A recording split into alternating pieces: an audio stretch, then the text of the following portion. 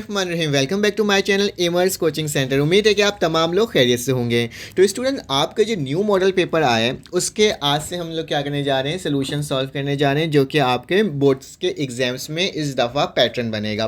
तो स्टूडेंट, सबसे पहले हम लोग मैथमेटिक्स का मॉडल पेपर देख लेते हैं स्टूडेंट कि इसमें है क्या, एंड देन फिर इसको हमने सॉल्व करना स्टार्ट करना है। तो बेटा, हमारे पास जो सबसे पहला मॉडल पेपर का सबसे अहम चीज़ ये है कि इसके अंदर स्टूडेंट आपकी जैसे चॉइस आती थी ना, अटेम्प्ट, एनी 6, एनी 4, वो चीज़ को इन्होंने क्या कर दिया है, उन्होंने इसे ख़त्म कर दिया है। ठीक है, मतलब अब आपको तमाम क्वेश्चन सॉल्व करना होगा। लिखा हुआ है answer all part question from this section, all parts question carry equal marks. ठीक है, 40 मार्क्स का आपका पेपर शॉर्ट क्वेश्चन होंगे और अटैम्प्ट आपने सारे क्वेश्चन करने होंगे, लेकिन क्वेश्चन के अंदर चॉइस है, ये चीज़ उन्होंने रखा है जैसे कि फेडरल बोर्ड के एग्जाम्स होते हैं। जैसे लिखा हुआ है अटैम्प्ट आइदर ए और बी, मतलब ये दो सवाल हैं, इन दोनों में से कोई एक अटैम्प्ट करना होगा, इस तरह का पैटर्न आएगा।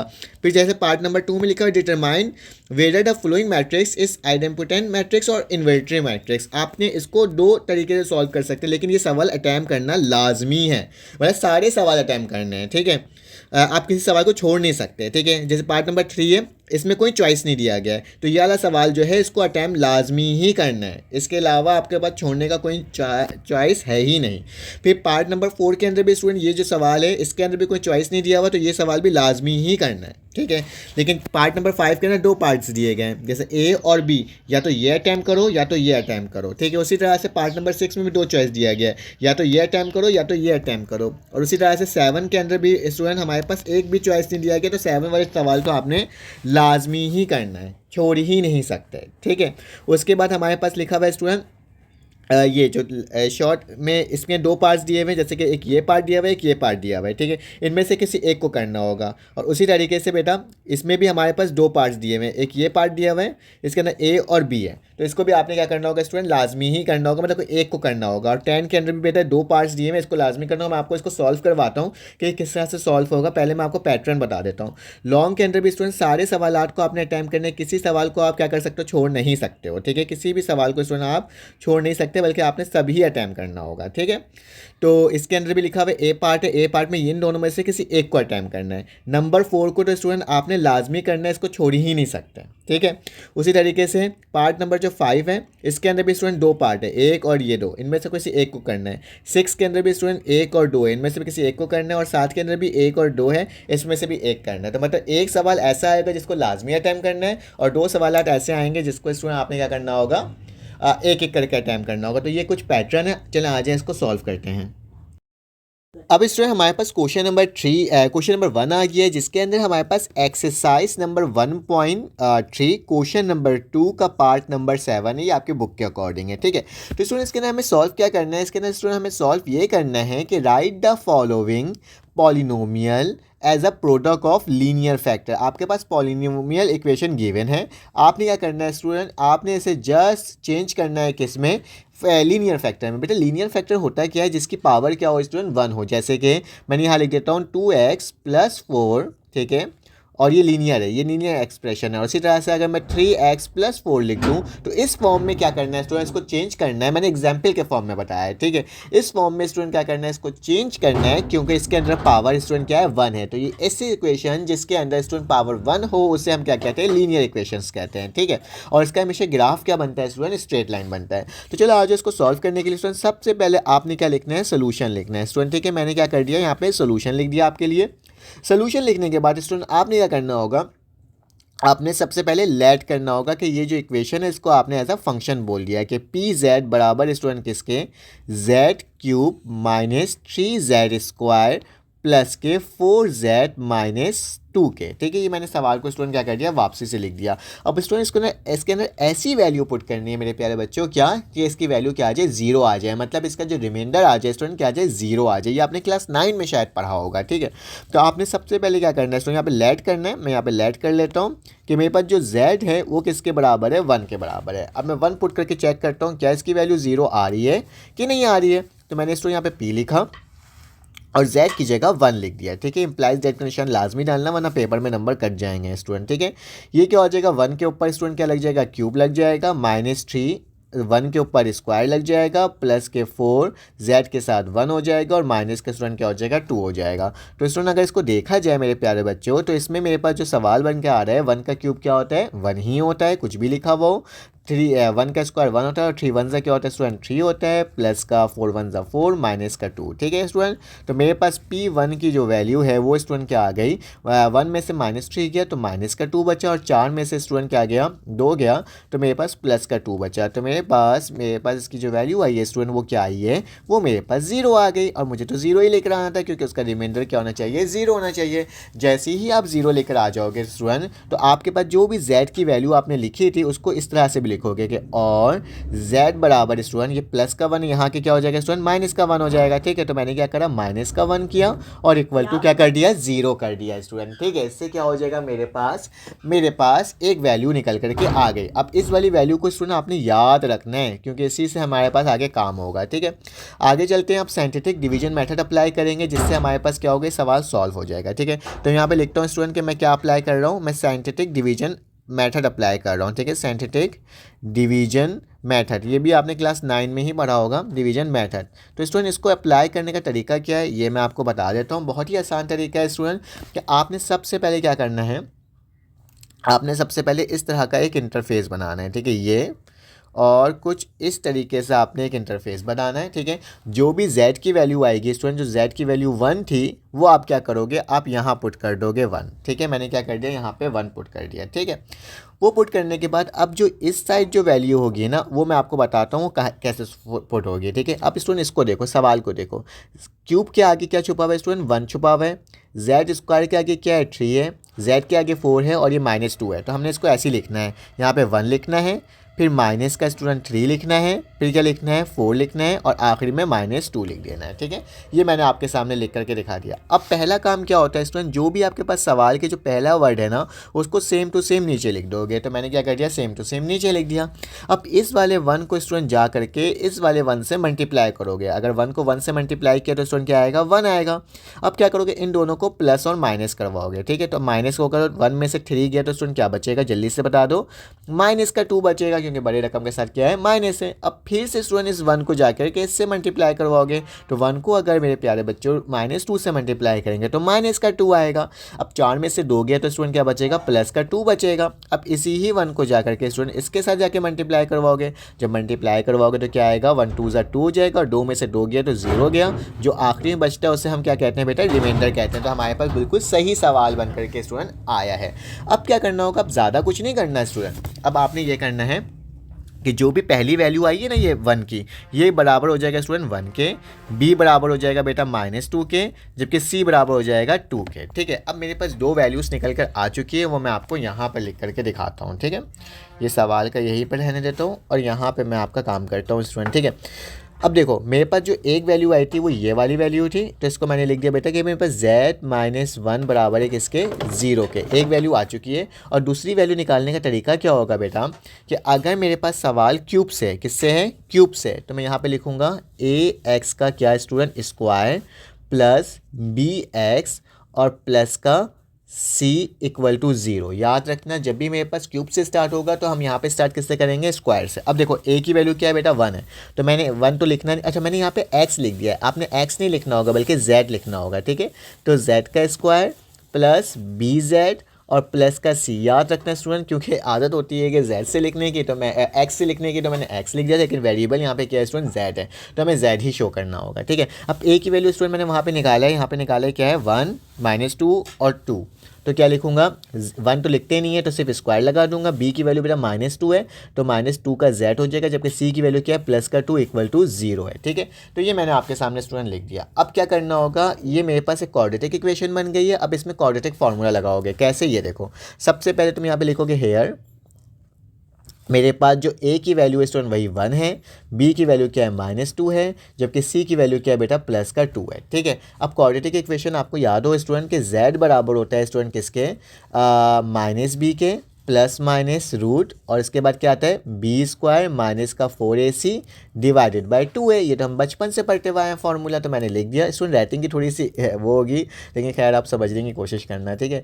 तो स्टूडेंट जेड मैंने यहाँ पे वैसे लिख दिया, माइनस का निशान मैंने वैसे लगा दिया। बी की वैल्यू बेटा क्या है मेरे पास माइनस का 2 है, तो मैंने ब्रैकेट के अंदर -2 लिखा है, साथ ही -2 नहीं लिख दिया क्योंकि माइनस पहले भी था।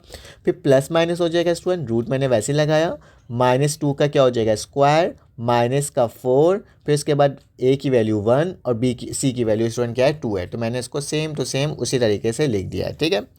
अब स्टूडेंट क्या करना होगा, अब मेरे पास डिवाइडेड बाय 2a, तो मतलब डिवाइड बाय 2 और उसके साथ 1।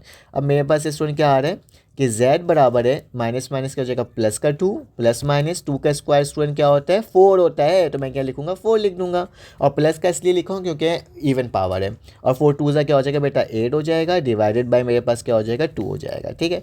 अब स्टूडेंट इसके बाद z मैंने लिख दिया, 2 लिखा, प्लस माइनस वैसे ही लिखा बेटा, 4 में से 8 गया तो माइनस का 4 बचेगा, डिवाइडेड बाय 2 बचेगा। अगर इसको मैं मज़ीद लिखना चाहूँ तो स्टूडेंट ये कैसे हो जाएगा, 2 लिखा जाएगा, प्लस माइनस लिखा जाएगा। बेटा जब भी हमारे पास रूट के अंदर माइनस होता है, इसको प्लस कराने के लिए हम क्या करते हैं बाहर आयोटा लगा देते हैं, एक इमेजिनरी नंबर बना देते हैं, डिवाइडेड बाय 2 हो जाएगा, ठीक है स्टूडेंट। अब मेरे पास z वैसे लिखाया, 2 वैसे लिखाया, प्लस माइनस वैसे लिखाया। अच्छा बेटा मेरे पास 4 का रूट किसके बराबर होता है, जल्दी से बता दो, 4 का रूट मेरे पास किसके बराबर होता है 2 के बराबर होता है, 2 आयोटा डिवाइडेड बाय क्या हो जाएगा स्टूडेंट 2 हो जाएगा, ठीक है। अब क्या करना होगा, इसको मजीद सॉल्व करना है। तो स्टूडेंट मैंने क्या लिख दिया, 2 के नीचे डिवाइड कर दिया 2 को, प्लस माइनस किया और यहाँ पे क्या कर दिया स्टूडेंट 2 आयोटा को डिवाइड बाय 2 कर दिया, 2 से 2 कटा, इससे ये कटा, तो मेरे पास स्टूडेंट z की वैल्यू क्या आ गई, z की वैल्यू आ गई 1 प्लस माइनस आयोटा। अब स्टूडेंट इसको अलग करके लिख दो प्लस और माइनस में। एक दफ़ा जो z है स्टूडेंट मेरे पास किसके बराबर आ जाएगा, ये यहाँ पे सही से लिख देता हूँ मैं, z जो है वो हो जाएगा 1 प्लस आयोटा के, और एक z स्टूडेंट किसके बराबर आ जाएगा मेरे पास 1 माइनस आयोटा के, ठीक है। अब इन दोनों को इक्वल टू के बाद ले आओ, तो स्टूडेंट z मैंने लिखा ये प्लस का 1 था, इक्वल टू के बाद आके क्या हो जाएगा माइनस का 1, और प्लस का आयोटा था, इक्वल टू के बाद आके क्या हो जाएगा माइनस का आयोटा हो जाएगा, इक्वल टू 0।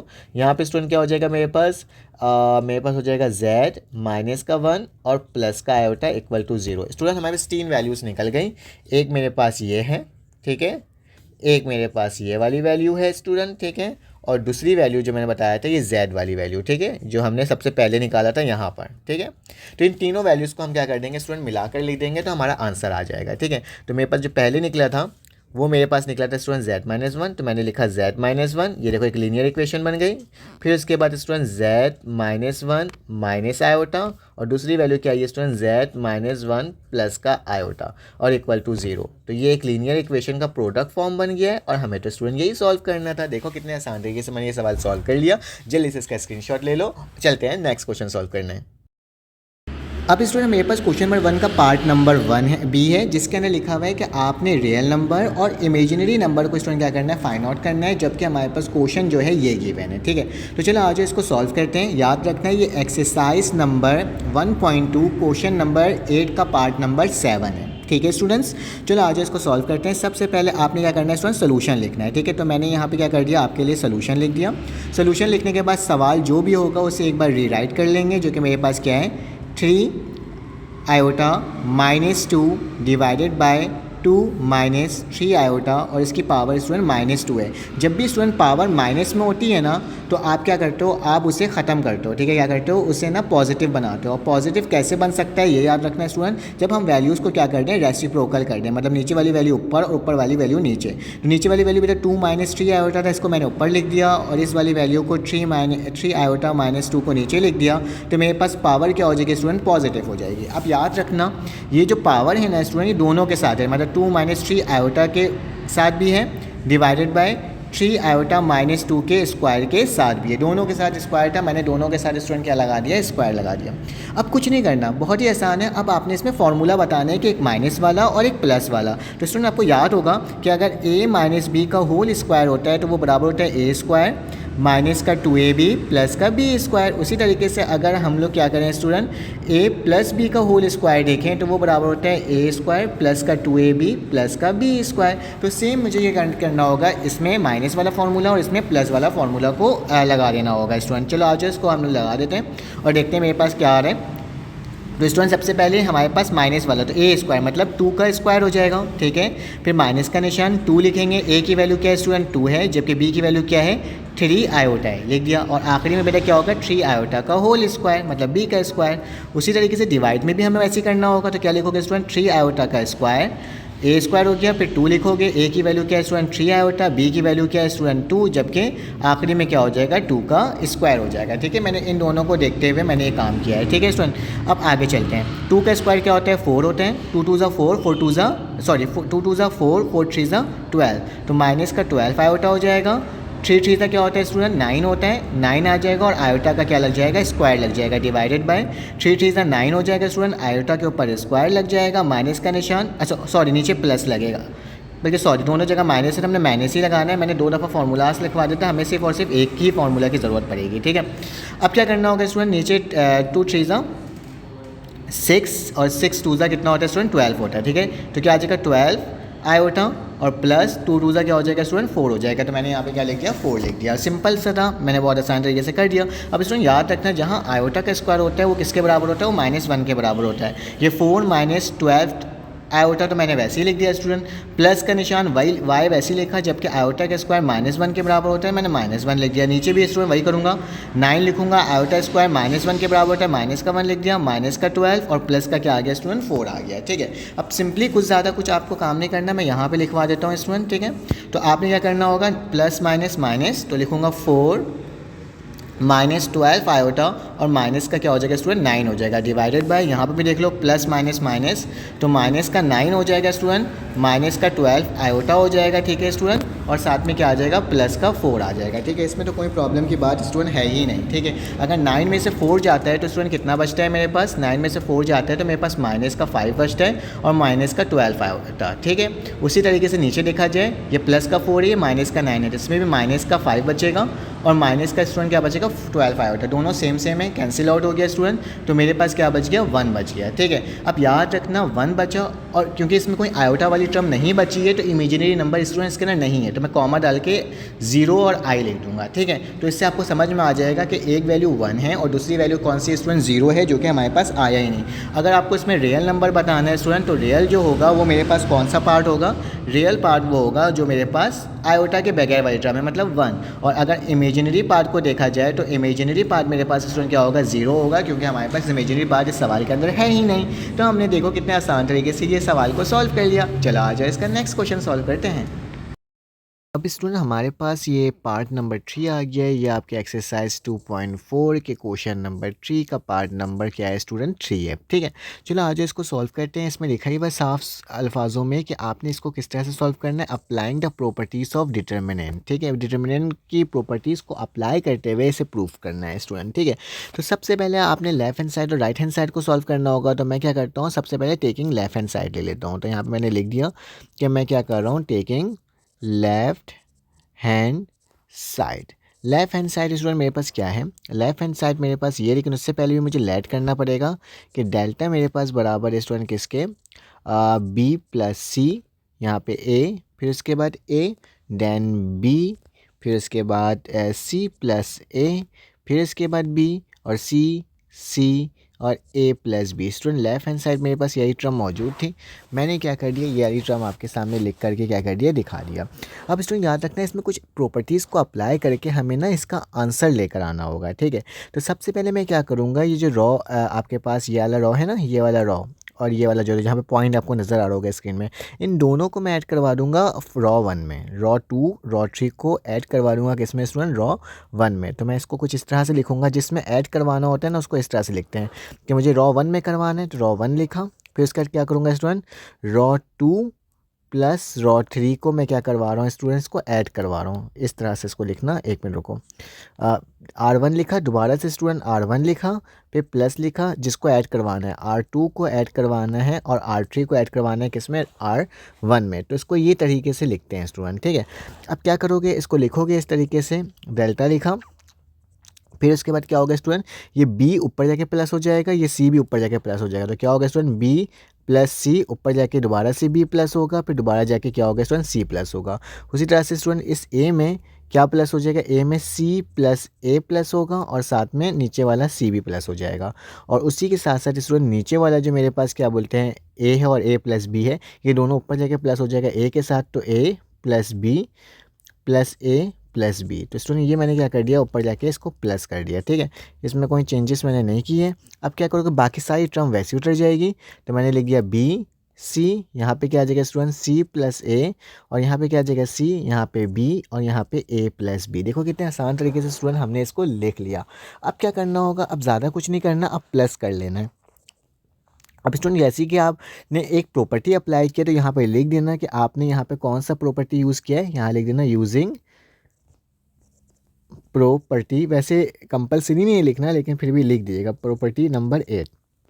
हम लोग 8 प्रॉपर्टी को यूज़ करते हुए इसे क्या करें, इसे लिखें। अब इसको प्लस कर लो बेटा, इसको जब हम प्लस करेंगे तो क्या हो जाएगा, 2 दफ़ा बी और 2 दफ़ा सी है, 2 दफ़ा बी है और 2 दफ़ा सी है, तो क्या लिख देंगे 2b प्लस 2c। उसी तरह से यहाँ पे क्या हो जाएगा स्टूडेंट 2a प्लस 2c, और उसी तरह से यहाँ पे क्या हो जाएगा 2a प्लस 2b। ठीक है, ये सब ऐड हो गए हैं, ठीक है। ये b, ये c हो जाएगा, ये c प्लस a हो जाएगा, ये c हो जाएगा, ये b हो जाएगा, ये स्टूडेंट a प्लस b हो जाएगा, ठीक है। ये मैंने क्या कर दिया, यहाँ पे ऐड कर लिया। अब स्टूडेंट मुझे क्या करना होगा, अब मुझे इसमें नेक्स्ट प्रॉपर्टी को अप्लाई करना होगा, क्योंकि इस वाले रॉ से अगर देखें तो इस वाले रॉ से स्टूडेंट हमारे पास क्या कॉमन आ रहा है, यहाँ पे मेरे पास कॉमन आ रहा है 2। ठीक है, जो चीज़ कॉमन आता है आपने वो भी क्या करना होता है स्टूडेंट, लिखना होता है, ठीक है। तो मैं क्या करता हूँ, यहाँ से 2 कॉमन लेकर के लिख देता हूँ। तो जैसे ही मैं 2 कॉमन लूँगा तो 2 को बाहर निकालूंगा और यहाँ पर जो बचेगा उसे लिख दूँगा, जैसे कि बी प्लस सी, यहाँ पे बी और यहाँ पे सी। यहाँ पे क्या बचेगा स्टूडेंट, ए प्लस सी, यहाँ पे क्या हो जाएगा सी प्लस ए और यहाँ पे सी, और यहाँ पे क्या हो जाएगा student A plus B divided by B, और यहाँ पे क्या हो जाएगा ए प्लस बी। अब इसमें यहाँ पे लिख देना जिस तरह से आपने कॉमन लिया, तो यहाँ पे लिख देना टेकिंग कॉमन, हम कॉमन लिए ना, तो यहाँ लिख देना टेकिंग कॉमन। क्या चीज़ कॉमन लिया है बेटा, हमने कॉमन लिया है 2 को फ्रॉम R1। हमने 2 को कॉमन निकाला है किससे स्टूडेंट, R1 से कॉमन निकाला है। और अगर इसकी भी प्रॉपर्टी लिखनी है तो आप यहाँ पे लिख देना कि बाय यूजिंग प्रॉपर्टी, हमने कौन सा प्रॉपर्टी यहाँ पे अप्लाई किया स्टूडेंट, प्रॉपर्टी नंबर 7। ठीक है, तो मैंने यहाँ पे प्रॉपर्टी नंबर 7 के तहत कॉमन ले लिया। जैसे ही आप कॉमन ले लोगे स्टूडेंट, अब हमारे पास क्या होगा, इसके बाद जो नेक्स्ट स्टेप होगा वो होगा सब्ट्रैक्टिंग का। ठीक है, अब सब्ट्रैक्टिंग किस तरीके से होगा हम देख लेते हैं। आपने क्या करना होगा स्टूडेंट, जो मेरे पास ये b प्लस सी है, ठीक है, और ये जो b है, ठीक है। अब याद रखना ये जो मेरे पास टर्म बनकर आई है, अब स्टूडेंट नेक्स्ट जो स्टेप है उसमें क्या करोगे, ये जो b प्लस सी है ना, इसको इसके साथ भी माइनस करवा दोगे, मतलब ये b प्लस सी को इसके साथ भी माइनस करवा दोगे और b प्लस सी को इसको भी माइनस करवा दोगे, दोनों से क्या करवा दोगे, इसको माइनस करवा दोगे। कैसे माइनस करवाओगे वो लिखना होगा यहाँ पे। सबसे पहले यहाँ लिख देना कि हम क्या करवाने जा रहे हैं स्टूडेंट, सब्ट्रैक्ट करवाने जा रहे हैं। क्या करवाने जा रहे हैं, सब्ट्रैक्ट करवाने जा रहे हैं। किस चीज़ को सब्ट्रैक्ट करवा रहे हैं, ठीक है, ये भी लिखना होगा कि हम R1 को सब्ट्रैक्ट करवा रहे हैं किससे, R2 से। ठीक है, किससे करवा रहे हैं, R2 से। लिखना R1 subtract from R2 and R1 को ही सब्ट्रैक्ट करवा रहे हैं बेटा किससे, R3 से। ठीक है, दोनों को सब्ट्रैक्ट करवा रहे हैं एक दूसरे से। तो कैसे होगा सेपरेट, ये भी मैं आपको दिखा देता हूँ स्टूडेंट।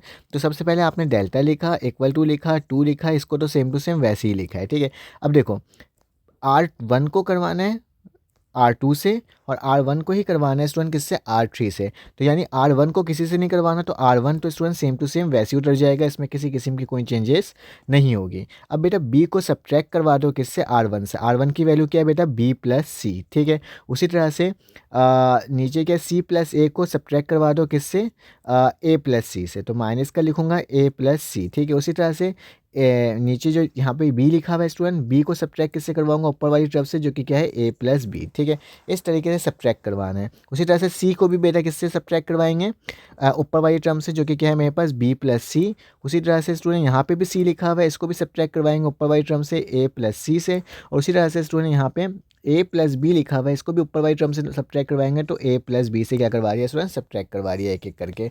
अब इसको सिंपल क्या करना है, ब्रैकेट को ओपन करना है स्टूडेंट। अगर हम ब्रैकेट यहाँ पे लिख देना, अगर सब्ट्रैक्ट करवाओ या फिर स्टूडेंट क्या करवाओ, एडिशन करवाओ, तो मेरे पास प्रॉपर्टी कौन सा होता है, प्रॉपर्टी नंबर 8 होता है, तो आपने 8 ही अप्लाई करना है, ठीक है। अब स्टूडेंट इसको थोड़ा सा सिंप्लीफाई करते हैं, 2 को मैंने वैसे ही लिखा। अब क्या होगा स्टूडेंट, बी प्लस सी तो वैसे ही उतर जाएगा, नीचे वाला देखो बी लिखा है प्लस माइनस माइनस, तो बी माइनस बी और माइनस का सी हो जाएगा प्लस माइनस, उसके नीचे वाला देख लो माइनस का सी माइनस प्लस माइनस का बी और माइनस प्लस माइनस का सी, ठीक है। उसी तरह से स्टूडेंट ए प्लस सी वैसे उतर गया, सी प्लस ए वैसे निकला, माइनस प्लस माइनस का स्टूडेंट माइनस प्लस माइनस का क्या हो जाएगा सी। उसी तरह से यहाँ पे सी माइनस का ए माइनस का सी, उसी तरह से यहाँ पे भी लिख लेते हैं स्टूडेंट, ए प्लस बी लिखा, नीचे क्या आ जाएगा बी माइनस ए माइनस बी, और यहाँ पे क्या हो जाएगा ए प्लस बी माइनस का ए माइनस का बी, ठीक है। तो ये मैंने स्टूडेंट टर्म लिख दिया, प्लस का ए माइनस का बी कैंसिल आउट, प्लस का सी माइनस का सी कैंसिल आउट, प्लस का ए माइनस का सी कैंसिल आउट, प्लस का सी और माइनस का सी कैंसिल आउट, ये plus minus cancel out student, ये प्लस माइनस कैंसिल आउट। उसी तरह से यहाँ देखें तो ये भी कैंसिल आउट, ये भी कैंसिल आउट, ये भी कैंसिल आउट, ये भी कैंसिल आउट, तो सब कैंसिल आउट हो गया। अब जो स्टूडेंट बच गया उसे हमें क्या करना होगा, लिखना होगा। तो स्टूडेंट उसको भी लिख लेते हैं, जो जो मेरे पास टर्म बच रही है, सॉरी पेज चेंज हो गया था मेरा। तो स्टूडेंट यहाँ पे मैंने लिखा डेल्टा बराबर है किसके 2, और जो जो टर्म मेरे पास बच गई उसे लिख दो बस, बी प्लस सी बचा है यहाँ पे माइनस का सी बचा है, यहाँ पे माइनस का बी बचा है। उसी तरीके से यहाँ पे ए प्लस सी बचा है स्टूडेंट, यहाँ पे ज़ीरो बचा है, यहाँ पे माइनस का ए बचा है। उसी तरह से यहाँ पे ए प्लस बी बचा है, यहाँ पे माइनस का ए बचा है, और यहाँ पे स्टूडेंट क्या बचा है, मेरे पास ज़ीरो बचा है। तो ये मैंने कैंसिल आउट करने वरने के बाद जो जो मेरे पास वैल्यूज़ बची है स्टूडेंट, मैंने वो वैल्यूज़ क्या कर दिया, यहाँ पर लिख करके आपके सामने दिखा दिया, ठीक है।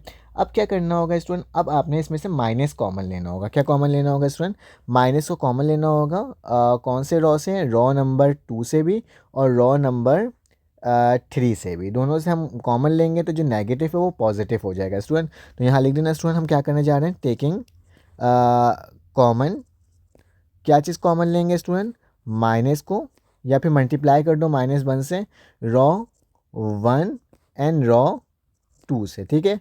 सॉरी रॉ 1 से नहीं, रॉ 2 एंड रॉ 3 से लेंगे, ठीक है। रॉ 2 एंड रॉ 3 से हम क्या करेंगे, -1 को कॉमन ले लेंगे स्टूडेंट। जैसे ही हम कॉमन लेंगे तो मेरे पास इसकी वैल्यू क्या बच रही है, मैं यहाँ पे लिख देता हूँ, 2 लिखा है स्टूडेंट।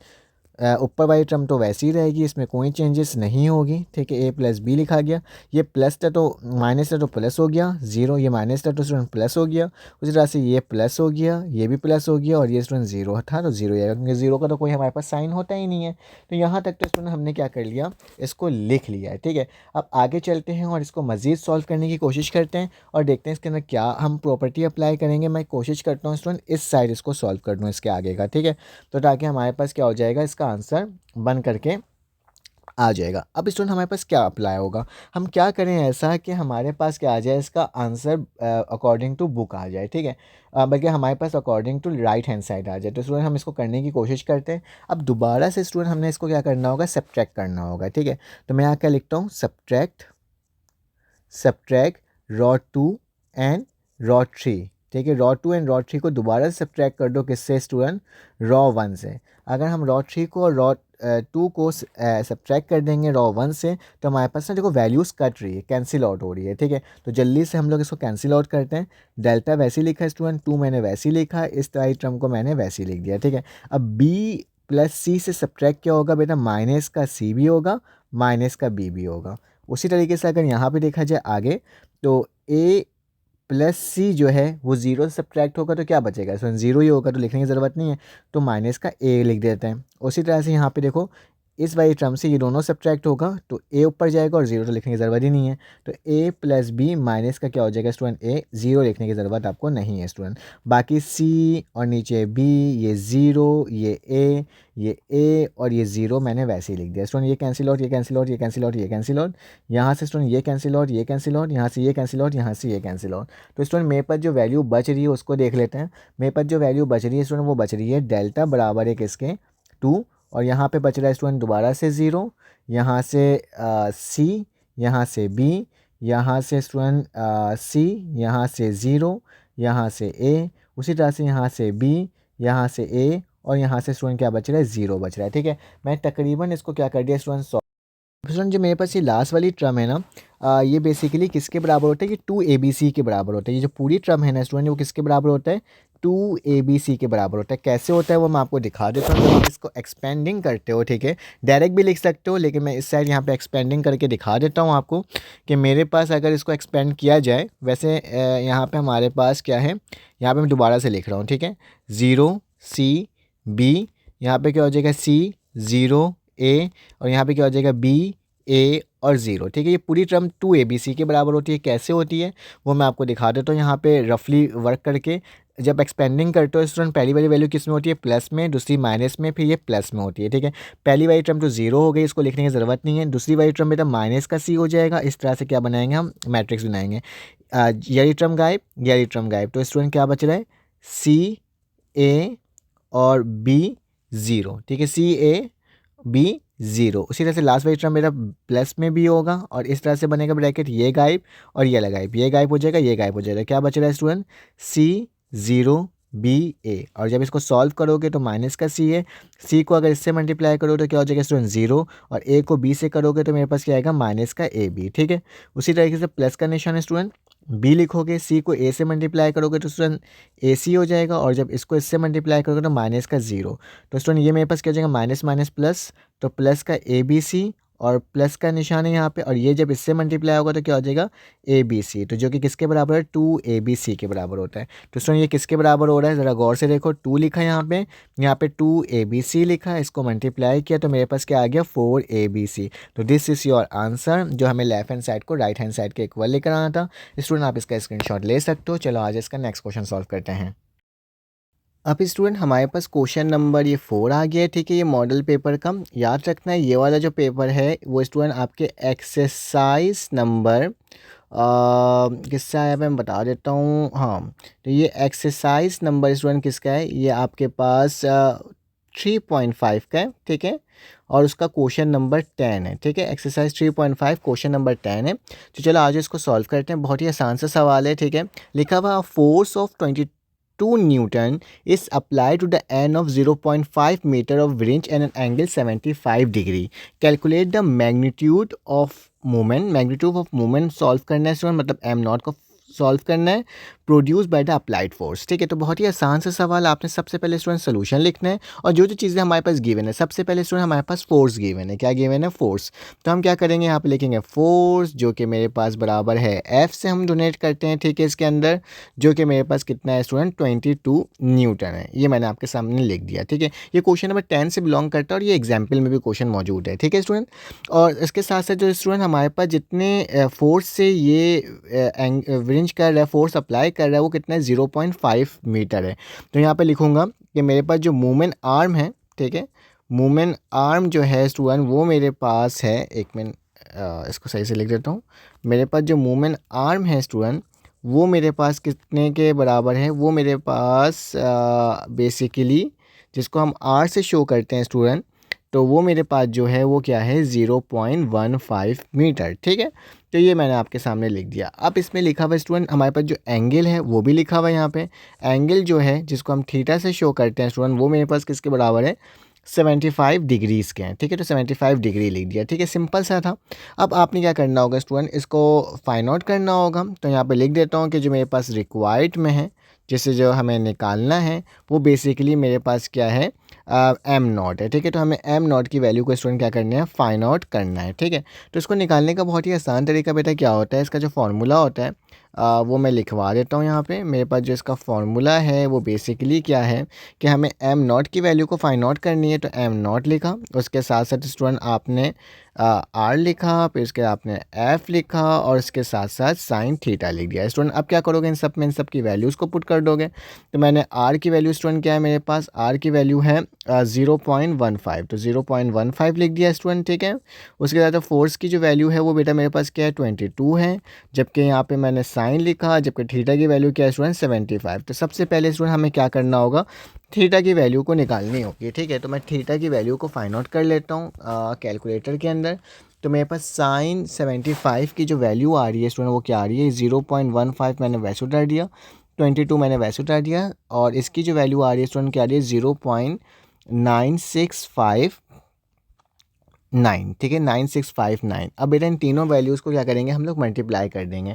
तो 0.15 को अगर मैं मल्टीप्लाई करूँगा 22 से और फिर उसको मल्टीप्लाई करूँगा स्टूडेंट किससे, 0.9659 से, तो मेरे पास इसकी वैल्यू स्टूडेंट जो बनकर आ रही है वो क्या आ रही है, 3.18। ठीक है, तो मोमेंट की मेरे पास क्या वैल्यू आ जाएगी स्टूडेंट, 3.187। ठीक है, तो ये मैंने क्या कर दिया स्टूडेंट, आपके सामने इसको सॉल्व करके दिखा दिया और इसमें न्यूटन मैंने लिख दिया। ठीक है, तो ये मेरे पास क्या होगा, इस सवाल का आंसर होगा जो कि मैंने आपको सॉल्व करके दिखा दिया। चलें आ जाए इसका नेक्स्ट क्वेश्चन सॉल्व करते हैं।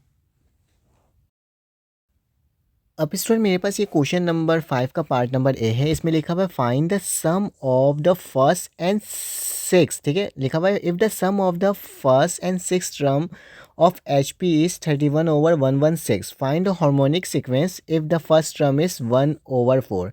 बोला जा रहा है कि अगर हम सम करते हैं, बल्कि मैं आपको साथ साथ लिखता भी हूँ और मैं बता देता हूँ ये स्टूडेंट आपके एक्सरसाइज कौन सा है, ये एक्सरसाइज 4.8 का क्वेश्चन नंबर 3 है बुक के अकॉर्डिंग। ठीक है स्टूडेंट, तो सबसे पहले लिखा हुआ है sum of first and six term is 31/116। तो बेटा मैंने यहाँ पे क्या लिखा, सोल्यूशन लिखा।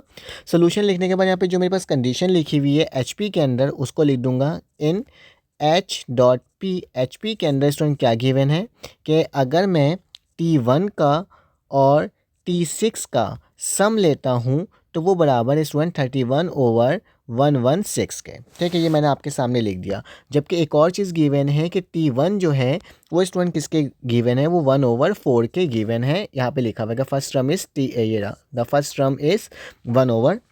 ठीक है, अगर मैं बेटा देखूं तो मुझे यहाँ पे क्या निकालना है, मुझे यहाँ पे सीक्वेंस निकालना है। क्या निकालना है, सीक्वेंस निकालना है। किसके अंदर, एचपी के अंदर। मेरे पास जो रिक्वायर है, अगर मैं बोलूँ कि मेरे पास अगर कोई चीज़ रिक्वायर्ड है जिसको मुझे फाइंड आउट करनी है, वो क्या है स्टूडेंट, मुझे सीक्वेंस निकालनी है। ठीक है, क्या निकालनी है, सीक्वेंस इन एचपी। ठीक है, हार्मोनिक सीक्वेंस निकालनी है। ठीक है, तो ये मुझे फाइंड आउट करना है। तो इसमें को फाइंड आउट करने के लिए सबसे पहले जो जो वैल्यूज़ गिवन है उसकी मदद से हम कुछ वैल्यूज़ को फाइंड आउट कर लेते हैं स्टूडेंट। ठीक है, सबसे पहले याद रखो, अगर मेरे पास T1 और प्लस T6 स्टूडेंट किसके बराबर है, 31/116 के। अगर T1 की वैल्यू को पुट कर दूँ स्टूडेंट तो मेरे पास क्या होगा, 1/4 प्लस का T6 बराबर हो जाएगा किसके स्टूडेंट, 31/116 के। ठीक है, तो ये मेरे पास वैल्यू होगी। अगर स्टूडेंट मुझे इसमें से T6 को फाइंड आउट करना है तो यहाँ पे मैंने T6 को वैसे ही लिखा, 31/116 को बेटा माइनस करवा दूंगा किससे, 1/4 से, क्योंकि इक्वल के बाद प्लस में था, इक्वल टू के बाद जाके क्या हो गया, माइनस का आ गया। बेटा इसको सिंपली आपने कैलकुलेटर के अंदर वैल्यू को पुट करनी है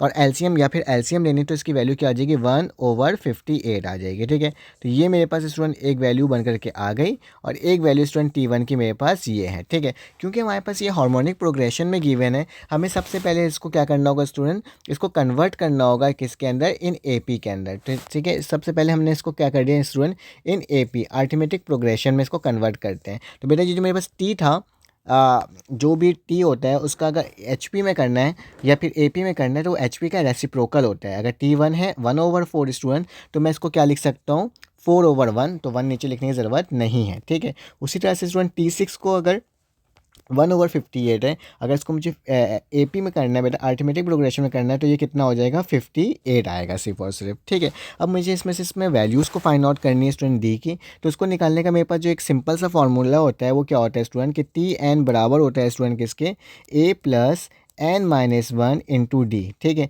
तो Tn की वैल्यू क्या है बेटा, 6 है। a की वैल्यू क्या है, अभी मैं लिख लेता हूँ, यहाँ पे मेरे पास 4 है फर्स्ट टर्म, फिर उसके बाद प्लस का निशान। n की वैल्यू क्या है बेटा मेरे पास, n की वैल्यू मेरे पास 6 टर्म है। ठीक है, और माइनस का 1 और इंटू डी। कैसे देखो, फर्स्ट टर्म मेरे पास a है, यहाँ पे लिख देता हूँ कि a is a first term. ये मेरे पास बेटा n की टर्म है, ये जो नीचे लिखी हुई होती है ये n होता है, तो n मेरे पास स्टूडेंट किसके बराबर है, 6 के बराबर है। ठीक है, तो इस तरीके से करते हैं। अब बेटा मेरे पास T6 जो है वो बेसिकली किसके बराबर है, 58 के बराबर है। तो मैं क्या लिख दूंगा स्टूडेंट, 58 बराबर है 4 प्लस 6 में से 1 गया तो 5 और डी हो गया स्टूडेंट। प्लस का 4 इक्वल टू के बाद जाके माइनस का 4 हो जाएगा, तो 58 माइनस 4 बराबर स्टूडेंट किसके, 5D के। 58 में से अगर स्टूडेंट मेरे पास क्या जाता है, 5 जाता है, तो मेरे पास कितना बचता है, 4 जाता है तो मेरे पास कितना बचता है, 54 बचता है, और बराबर हो जाएगा स्टूडेंट किसके, 5D के। 5 को जाके डिवाइड कर दो तो मेरे पास जो स्टूडेंट डी की वैल्यू है वो बेसिकली क्या आ जाएगी, 54/5 5। ठीक है, तो ये बेटा मेरे पास डी की वैल्यू फाइंड आउट होकर के आ गई। अब क्या करना होगा स्टूडेंट, आपने सीक्वेंस निकालना है पहले एपी में और फिर इसको कन्वर्ट कर देना है किसमें, एचपी के अंदर, ताकि हम क्या कर सकें इसके स्टूडेंट अच्छे। अब स्टूडेंट मेरे पास इसकी डी की वैल्यू निकल गई है। अब मुझे इसका सीक्वेंस निकालना होगा इसका एपी के अंदर। तो यहाँ लिखोगे इन एपी। तो एपी का स्टूडेंट हमारे पास जो सीक्वेंस होता है वो कैसे निकलता है उसे मैं बता देता हूँ आपको। सबसे पहले स्टूडेंट आपको T1 लिखना होगा। T1 मेरे पास किसके बराबर है, ए के, और ए बराबर स्टूडेंट किसके, 4 के। तो पहली वैल्यू तो मेरे पास ये आ जाएगी। अगर मुझे T2 निकालना है बेटा, T2 निकालने का तरीका क्या होता है, आपने ए प्लस डी लिखना होता है। तो ए की वैल्यू स्टूडेंट 4 है, जबकि डी की वैल्यू क्या है, 54/5। जब इसको सॉल्व करोगे स्टूडेंट मेरे पास क्या आएगी, 74/5 इसकी वैल्यू आ जाएगी। ठीक है, अगर मुझे T3 निकालना है तो बेटा उसको निकालने का तरीका क्या होगा, a + 2d।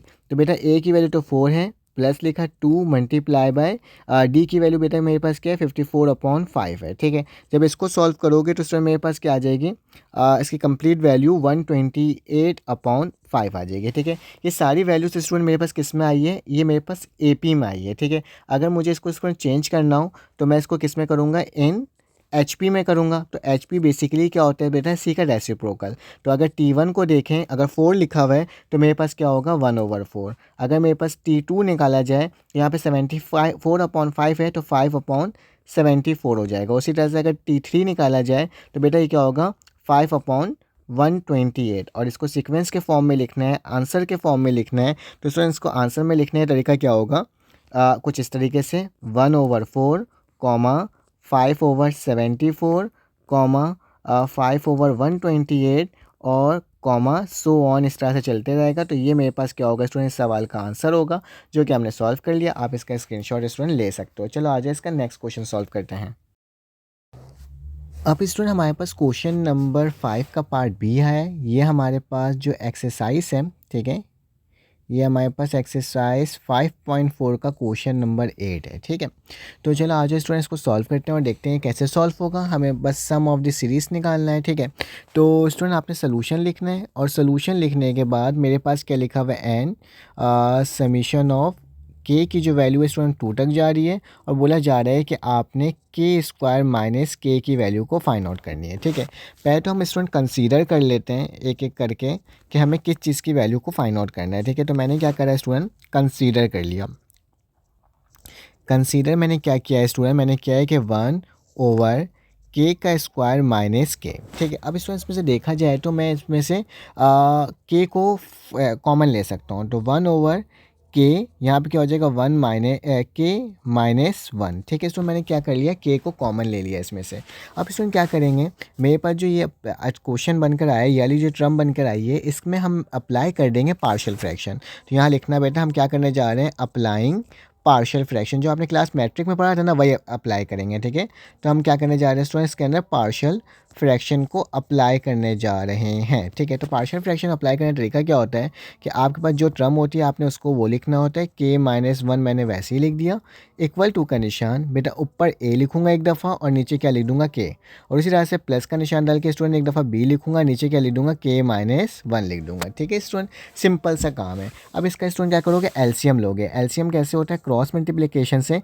तो k-k, ये तो मैंने वैसे का वैसे ही लिख दिया, इक्वल टू का निशान लगाया स्टूडेंट। अब क्या लिखूंगा, a को मल्टीप्लाई कर दूंगा इससे। ठीक है, तो मेरे पास क्या हो जाएगा स्टूडेंट, इसकी वैल्यू आ जाएगी। ठीक है, तो मैं इसको रब भी कर देता हूँ। तो मेरे पास क्या आ जाएगा, जब k को k-1 से मल्टीप्लाई करोगे, प्लस का निशान b को स्टूडेंट किससे करोगे, k से करोगे, और नीचे वाली टर्म एक दूसरे से मल्टीप्लाई हो जाएगी। तो k-1। तो स्टूडेंट ये वाली टर्म और ये वाली टर्म क्या हो जाएगी, कैंसिल आउट। तो मेरे पास क्या बच रहा है स्टूडेंट, यहाँ पे 1 बच रहा है और इक्वल टू का निशान यहाँ बच रहा है a, k-1 और प्लस का b के। अब स्टूडेंट मुझे वैल्यू किसकी निकालनी है, मुझे वैल्यू निकालनी है बेसिकली a और b की। तो a और b की वैल्यू निकालने के लिए स्टूडेंट हम क्या करते हैं, हम लेट करते हैं। ठीक है, मैं सबसे पहले लेट करूंगा इस वाली वैल्यू को कि k-1 किसके बराबर है, 0 के। तो बेटा इस इक्वेशन के अंदर मैंने क्या करना होगा, मुझे इसके अंदर वैल्यू को पुट कर देना होगा k-1 इक्वल टू 0। तो मैं इसको ऐसे लिख सकता हूँ स्टूडेंट कि k बराबर है किसके, प्लस के 1 के। अब मैं क्या करूँगा, पुट कर दूंगा इस वैल्यू को इन इक्वेशन नंबर 1 के अंदर। स्टूडेंट इसकी वैल्यू को पुट कर देते हैं। तो मेरे पास क्या हो रहा है, यहाँ लिख देता हूँ मैं सही से कि मेरे पास जो ये 1 है वो मैं क्या करूँगा, पुट कर दूँगा, ठीक है। तो पुट कर लेते हैं, यहाँ पे ये लिखा नहीं रहा है सॉरी, लेकिन फिर भी मैं कोशिश कर रहा हूँ, ठीक है। मेरे पास क्या हो जाएगा, ये 1 हो गया स्टूडेंट। 1 को मैंने पुट करना है किसके अंदर, के की जगह, तो 1 माइनस 1 और प्लस का निशान बी, और यहाँ पे क्या आ जाएगा स्टूडेंट, 1 आ जाएगा। तो ये वाला 1 तो 1 वैसे ही रहेगा।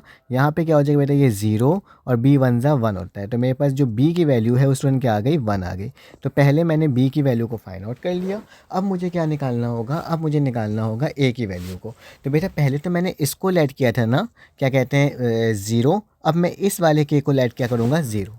तो अब मैं क्या करता हूँ, इसमें लेट कर लेता हूँ कि के जो है मेरे पास किसके बराबर है, 0 को। इसको भी पुट कर देते हैं इन इक्वेशन नंबर 1 के अंदर। बेटा जैसे ही 1 के अंदर पुट करेंगे तो ये वाला 1 तो वैसे ही रहेगा।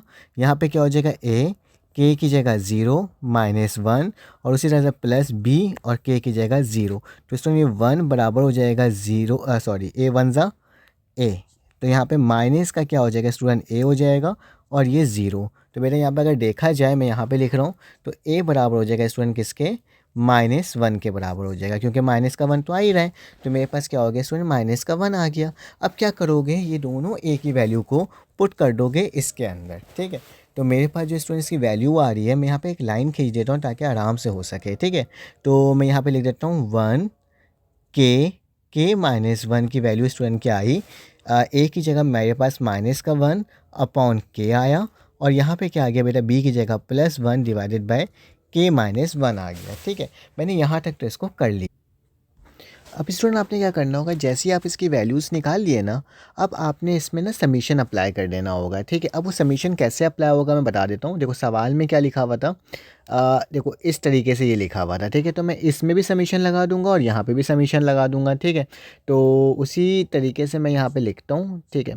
तो इसको पहले लिखने से पहले ना एक चीज़ काम कर लेता हूँ, वो आप लोगों के लिए आसानी होगी, ठीक है। ये मैंने के वैसे ही लिखा, -1 वैसे ही लिखा है स्टूडेंट, के और के-1 को मैंने वैसे ही लिखा। बेटा ये माइनस वाली टर्म बाद में लिख देता हूँ और प्लस वाली टर्म पहले लिख देता हूँ। के-1 हो जाएगा, माइनस का 1/k हो जाएगा, इससे कोई फ़र्क नहीं पड़ेगा, ठीक है स्टूडेंट। अब मैं इसमें समीशन अप्लाई कर देता हूँ जैसे सवाल के अंदर लिखा हुआ था, ठीक है। ये n हो गया, ये क्या हो जाएगा स्टूडेंट, के इक्वल टू 2 हो गया, यहाँ पे 1, और नीचे क्या आ जाएगा, के-1 ब्रैकेट, यहाँ पे भी स्टूडेंट समीशन लगेगा। यहाँ पे क्या लिखूँगा, n, और यहाँ पे क्या होगा स्टूडेंट, के इक्वल टू 2, और अंदर क्या आ जाएगा 1, के-1। उसी तरह से माइनस का निशान, यहाँ पे भी समीशन n, यहाँ पे के इक्वल टू 2, और यहाँ पे क्या वैल्यूज़ आ जाएगी स्टूडेंट, 1/k है, ठीक है। तो 1 मैंने के लिख दिया। अब याद रखना है स्टूडेंट, इसको लिखते कैसे हैं, इसको एक चीज़ को याद रखना कि मेरे पास जो n की वैल्यू है ना, वो 2 से स्टार्ट हो रही है, 3 जाएगी, 4 जाएगी, 5 जाएगी, और सो ऑन कहाँ तक जाएगी स्टूडेंट, n टर्म तक जाएगी, ठीक है। तो मैं क्या करूँगा, इसके अंदर और इसके अंदर क्या करूँगा, पुट करूँगा वैल्यूज़ को। तो कैसे होगा बेटा, अगर मैं 1 लिखा हुआ है, ठीक है, यहाँ पे रफ में लिखता हूँ, 1 लिखा, 1 की जगह मैंने 2, के की जगह 2 लिखा, -1 लिखा, तो ये किसके बराबर हो रहा है बेटा, 1/1। तो मेरे पास क्या वैल्यू आ जाएगी, 1 आ जाएगी। इसी तरह से अगर मैं 1 की जगह के की जगह 3-1 लिखूंगा, तो मेरे पास क्या आएगा बेटा, 3 में से 1 जाएगा, तो मेरे पास क्या बचेगा, 1/2। तो इसी तरह से ही सीक्वेंस चलेगा। तो अगर मैं इस वाली टर्म को ओपन कर रहा हूँ, तो बेटा मेरे पास क्या आएगा, पहले 1 आएगा, फिर उसके बाद 1/2 आएगा, तो फिर जाहिर सी बात है आगे 1/3 आएगा, फिर 1/4 आएगा, फिर 1/5 आएगा, और सो ऑन कहाँ तक जाएगा बेटा, प्लस का 1/n-1 तक, क्योंकि मैंने बोला था ना के की जगह हमने क्या पुट करना है, n पुट करना है आखिरी में, तो n तक जाएगा, ठीक है। ये मैंने टर्म आपको फर्स्ट टर्म निकाल के दिखा दिया। यहाँ पे फिर क्या है, माइनस का निशान है, मैंने माइनस लगाया, फिर इस वाली टर्म को लिखा। अब देखो 1 के नीचे के की जगह 2 पुट करोगे तो क्या आएगा स्टूडेंट, 1/2 आएगा, ठीक है। तो यहाँ 1/2 आएगा, फिर क्या होगा, प्लस का 1/3, फिर प्लस का निशान 1/4, फिर 1/5, और स्टूडेंट सो कहाँ तक जाएगा, ये 1/n तक जाएगा, ठीक है। अब ज़रा गौर से देखो, ये प्लस में, ये माइनस में, अगर मैं इसको स्टूडेंट क्या करूं, ओपन करूं, तो ये क्या होगा, 1 + 1/2 प्लस का 1/3 प्लस का 1/4, ठीक है, प्लस का 1/5, सो ऑन कहाँ तक जा रहा है बेटा, प्लस का 1n-1, ठीक है। उसी तरीके से ये क्या हो जाएगा स्टूडेंट, माइनस का 1/2, फिर उसके बाद प्लस की जगह क्या हो जाएगा, क्योंकि प्लस माइनस माइनस होता है, ठीक है। तो उसी तरीके से मैं कर रहा हूँ। तो फिर क्या हो जाएगा, -1/3 -1/4 माइनस का 1/5 माइनस सो ऑन कहाँ तक जाएगा बेटा, माइनस का ही 1/n तक जाएगा। ठीक है, तो देखो यही टर्म से यही टर्म कट रही है, यही टर्म से यही टर्म कट रही है, यही टर्म से यही टर्म कट रही है, यही टर्म से यही टर्म कट रही है। तो मेरे पास बच क्या आ रहा है स्टूडेंट, 1 बच रहा है, यहाँ पे माइनस का 1/n बच रहा है। ठीक है, ये दो मेरे पास क्या स्टूडेंट हो रही है, वैल्यूज़ बच जा रही है। तो मैंने इन दोनों वैल्यूज़ को क्या कर दिया, आपके सामने लिख कर दिखा दिया। अब क्या करोगे, इसका एलसीएम ले लो, एन वन सा क्या होता है, N minus one divided by N. तो बेसिकली बेटा जो हमारा आंसर होगा ना वो यही होगा कि अगर समीशन, ठीक है, एन और नीचे के इज इक्वल टू 2 और यहाँ पे क्या आ जाएगा 1, के स्क्वायर माइनस के को सॉल्व करोगे तो स्टूडेंट इसका जो एन टर्म निकल के आएगा, इसका जो सोल्यूशन निकल के आएगा वो मेरे पास ये होगा। तो ये मेरे पास इसका आंसर है। आप क्या कर सकते हो स्टूडेंट, इसका स्क्रीनशॉट ले सकते हो ताकि आपके पास इसका जवाब मौजूद हो जाए। चलो आ जाए इसका नेक्स्ट क्वेश्चन सॉल्व करते हैं। अगर आपको स्टूडेंट मेरी वीडियो समझ में आ रही हो ना तो प्लीज़ चैनल को लाइक और सब्सक्राइब करें।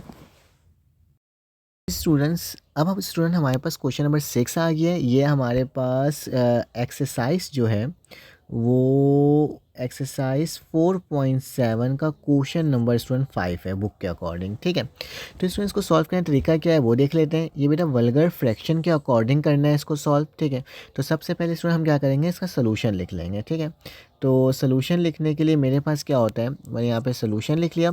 सोल्यूशन लिखते वक्त जो मेरे पास क्वेश्चन लिखा हुआ है स्टूडेंट 0.259। ठीक है, इसका मतलब क्या होता है स्टूडेंट, ऊपर जो डॉट लगा हुआ होता है उसका मतलब होता है ये वाली टर्म ना बार बार रिपीट कर रही है। ठीक है, जो पॉइंट लगा हुआ है ना इसके ऊपर ये 3, तो इसका मतलब कि ये बार बार टर्म स्टूडेंट क्या कर रही है, रिपीट कर रही है। तो इसको मैं ऐसे भी लिख सकता हूँ, कैसे देखो 0.259 है ना, तो दोबारा से क्या आएगा 259, फिर 259, फिर 259, फिर 259 और ऐसे स्टूडेंट ये क्या होगा, ये कंटिन्यू रहेगा। ठीक है, एक ही वैल्यूज़ को बार बार हमने क्या करना होगा, इसको लिखना होगा। अब स्टूडेंट हमें याद रखना, हमें इसका ना इसका हमें इन्फिनिटी टर्म्स को फाइंड आउट करना है। ठीक है, इसको बताना है कि यह जो टर्म है वो इक्विवेलेंट वर्गर फ्रैक्शन के अकॉर्डिंग क्या हो सकता है। ठीक है, तो इसको लिखने का तरीका ये होता है कि आपने क्या करना था, 0.259 लिखा। ठीक है, अब इसको स्टूडेंट आपने क्या करना होगा, आपने इसको इस तरह से लिखना होगा 0.259। अब इसको स्टूडेंट प्लस करवाना है। ठीक है, अब प्लस करवा के यही सीक्वेंस बनाना है। तो बेटा जितना हमारे पास नंबर है ना 1 2 3 4 उतना आप 0 लगा दोगे, 0.000 4 0 हो गया। फिर उसके बाद क्या लिखाएगा स्टूडेंट 259। अब देखो कितना 0 हो गया, 1 2 3 4 5 6 7। तो इसके आगे टर्म क्या आएगी स्टूडेंट 0.00000 कितना हो गया, 1 2 3 4 5 6 एक और 7, फिर क्या आएगा 259 और इसी तरीके से स्टूडेंट सो ऑन इसकी वैल्यू चलते रहेगी। ठीक है, इस तरह से प्लस होते रहेगा। हमने इसको इसलिए किया है क्योंकि हम एस इन्फिनिटी की वैल्यू को निकाल सकें स्टूडेंट, तो सीक्वेंस की इक्विवेलेंट वैल्यू को फाइंड आउट कर सकें। तो मेरे पास क्या होगा, सबसे पहली जो टर्म होती है स्टूडेंट वो क्या होती है, A1 होती है। ठीक है, वो एक ही टर्म होती है। ठीक है, तो मैं इसको बोल देता हूँ ये मेरे पास किसके बराबर है, ए के टर्म है, तो जो 2.529 है। ठीक है, अब हमें क्या निकालना है स्टूडेंट, हमें निकालना है आर की वैल्यू। ठीक है, आर की वैल्यू को फाइंड आउट करना है। तो बेटा आर की वैल्यू कैसे फाइंड होती है कि सेकंड टर्म को फर्स्ट टर्म के साथ क्या कर दो, डिवाइड कर दो। तो सेकंड टर्म बेटा मेरे पास क्या है, इसको ऐसे लिखेंगे T2 divided by T1। T2 की वैल्यू क्या है बेटा 0.000259। इसको डिवाइड कर देंगे स्टूडेंट किसके साथ, इसको डिवाइड कर देंगे 0.259। बेटा जल्दी से कैलकुलेटर में इसकी वैल्यू को सॉल्व करो। तो मेरे पास इसकी जो वैल्यू आएगी वो क्या आएगी 0.01। ठीक है, तो मेरे पास जो आर है ना वो बराबर हो जाएगा 0.01 के। ठीक है, तो ये मैंने ए भी निकाल दिया, आर भी निकाल दिया। अब मेरे पास इन्फिनिटी का फॉर्मूला होता है बेटा, वो क्या होता है वो लिख लेते हैं कि एस इन्फिनिटी बराबर होता है मेरे पास किसके, A/1 माइनस आर के। ठीक है, तो मैंने एस वैसे लिखा, इन्फिनिटी वैसे लिखा, ए की वैल्यू बेटा क्या है 0.259। ठीक है, डिवाइड करूँगा मैं इसको किससे, इसको दोबारा से लिख देता हूँ सही से, 0.259 जो कि डिवाइड होगा स्टूडेंट किसके साथ, 1 माइनस आर की वैल्यू क्या है 0.01। ठीक है, इससे ये क्या हो जाएगा, माइनस और डिवाइड हो जाएगा। ठीक है, तो मेरे पास एस इन्फिनिटी की वैल्यू बेटा मेरे पास क्या आ रही है 0.259 वैसे ही लिखा। जब इसको माइनस करवाओगे तो स्टूडेंट मेरे पास आएगी 0.99 वैल्यू। ठीक है, अब स्टूडेंट इसको और सॉल्व कर लेते हैं। तो एस इन्फिनिटी की वैल्यू मेरे पास क्या आ रही है, इन दोनों को जब डिवाइड करोगे तो मेरे पास स्टूडेंट वैल्यू बन के आएगी 259 डिवाइडेड बाय 990। तो this is your answer according to book. तो ये मेरे पास स्टूडेंट इसका आंसर आ गया कि आप इसको लिख सकते हो कि 0.259 किसके बराबर होगा स्टूडेंट, 259 डिवाइडेड बाय 990। ठीक है, तो ये मेरे पास तरीक़ेकार होता है स्टूडेंट, इसका आप स्क्रीनशॉट ले सकते हो। चलो आ जाए इसका नेक्स्ट क्वेश्चन सॉल्व करते हैं। हमारे पास क्वेश्चन नंबर 7 आ गया है। ठीक है, इसके अंदर लिखा हुआ है कि how many diagonal and triangle can be drawn in a plane by joining the vertices of a polygon having 8 side. बेटा ये आपका एक्सरसाइज 6.2 का क्वेश्चन नंबर 7 का पार्ट नंबर 2 है, जिसके अंदर बोला गया है कि आपने डायगोनल और ट्राइंगल को फाइंड आउट करना है एक पॉलीगन का। ठीक है, जबकि उसके अंदर हमारे पे 8 साइड गिवन है। ठीक है, तो इसको सॉल्व करने का बहुत ही आसान तरीका स्टूडेंट क्या होता है, क्योंकि ये आपका प्रोबेबिलिटी वाले सवालात हैं, तो इसमें आप क्या करोगे, इसमें आप सबसे पहले ट्राइंगल का फार्मूला देखोगे कि टोटल ट्राइंगल अगर हमें निकालना होगा तो उसका फार्मूला क्या होगा। ठीक है, तो उसका तरीक़ेकार क्या होता है, अगर हम किसी भी ट्राइंगल को फाइंड आउट करते हैं, ठीक है, तो आप क्या करोगे, टोटल ट्राइंगल लिखोगे। ठीक है, तो यहाँ पे लिख देता हूँ मैं टोटल ट्राइंगल। ठीक है, जो कि मेरे पास कितने हैं बेटा, इसका जो फार्मूला होता है वो क्या होता है, n/3, क्योंकि ट्राइंगल के साइड कितना होता है बेटा, मेरे पास 3 होते हैं। ठीक है, तो n ओवर क्या हो जाएगा 3। अब जो n है ना, उसके अंदर हमें कौन सी वैल्यू गिवन होगी, जो मेरे पास यहाँ पे साइड्स गिवन होंगे। ठीक है, तो मैं क्या करूँगा स्टूडेंट, टोटल लिखूँगा और यहाँ पे मैंने ट्राइंगल लिख लिया। ठीक है, जो कि बराबर हो जाएगा किसके स्टूडेंट, 8 और 3। ठीक है, तो इसमें बेटा फार्मूला कौन सा लगेगा, NCR का फार्मूला लगेगा। ठीक है, अब मैं इसको आपको लिख के दिखा देता हूँ। यहाँ पे सही से टोटल लिखा मैंने दोबारा से स्टूडेंट, ट्राइंगल लिखा और ये बराबर हो जाएगा किसके, NCR के। ठीक है, अब बेटा NCR से मुराद क्या है, N की वैल्यू क्या है बेटा, मेरे पास 8 है और C और R की वैल्यू क्या है बेटा, मेरे पास 3 है। ठीक है, नीचे वाली वैल्यू क्या होती है, 3 होती है।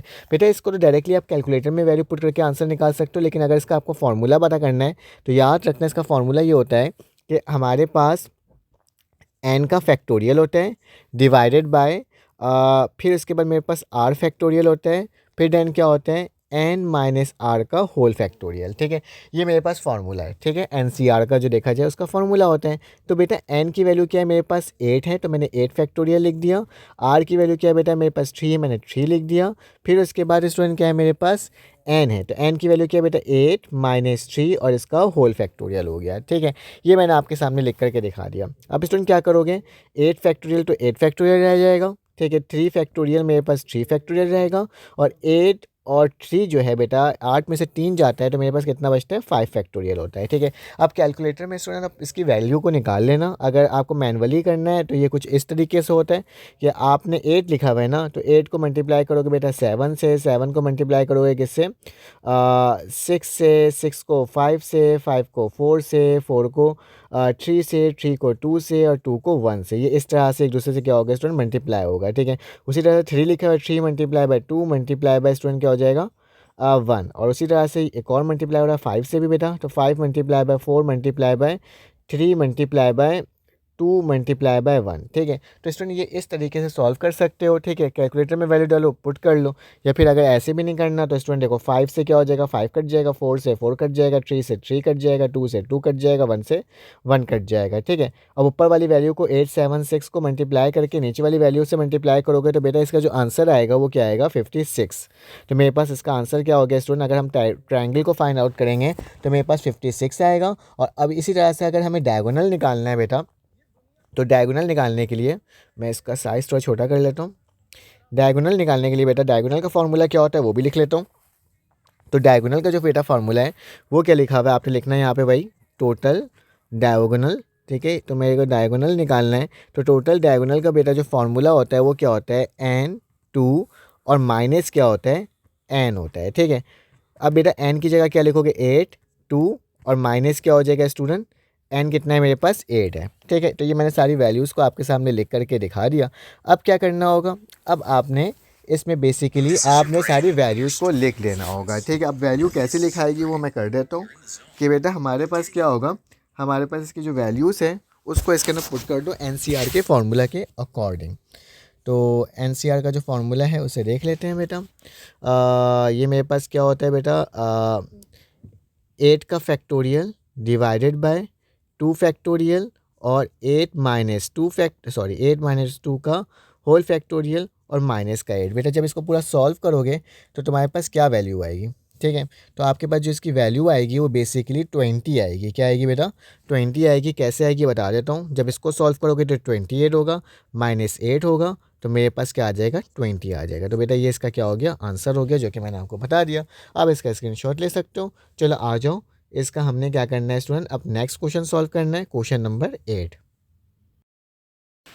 अब स्टूडेंट मेरे पास क्वेश्चन नंबर 8 आ गया है। ये आपका 7.1 का क्वेश्चन नंबर 3 है, ठीक है।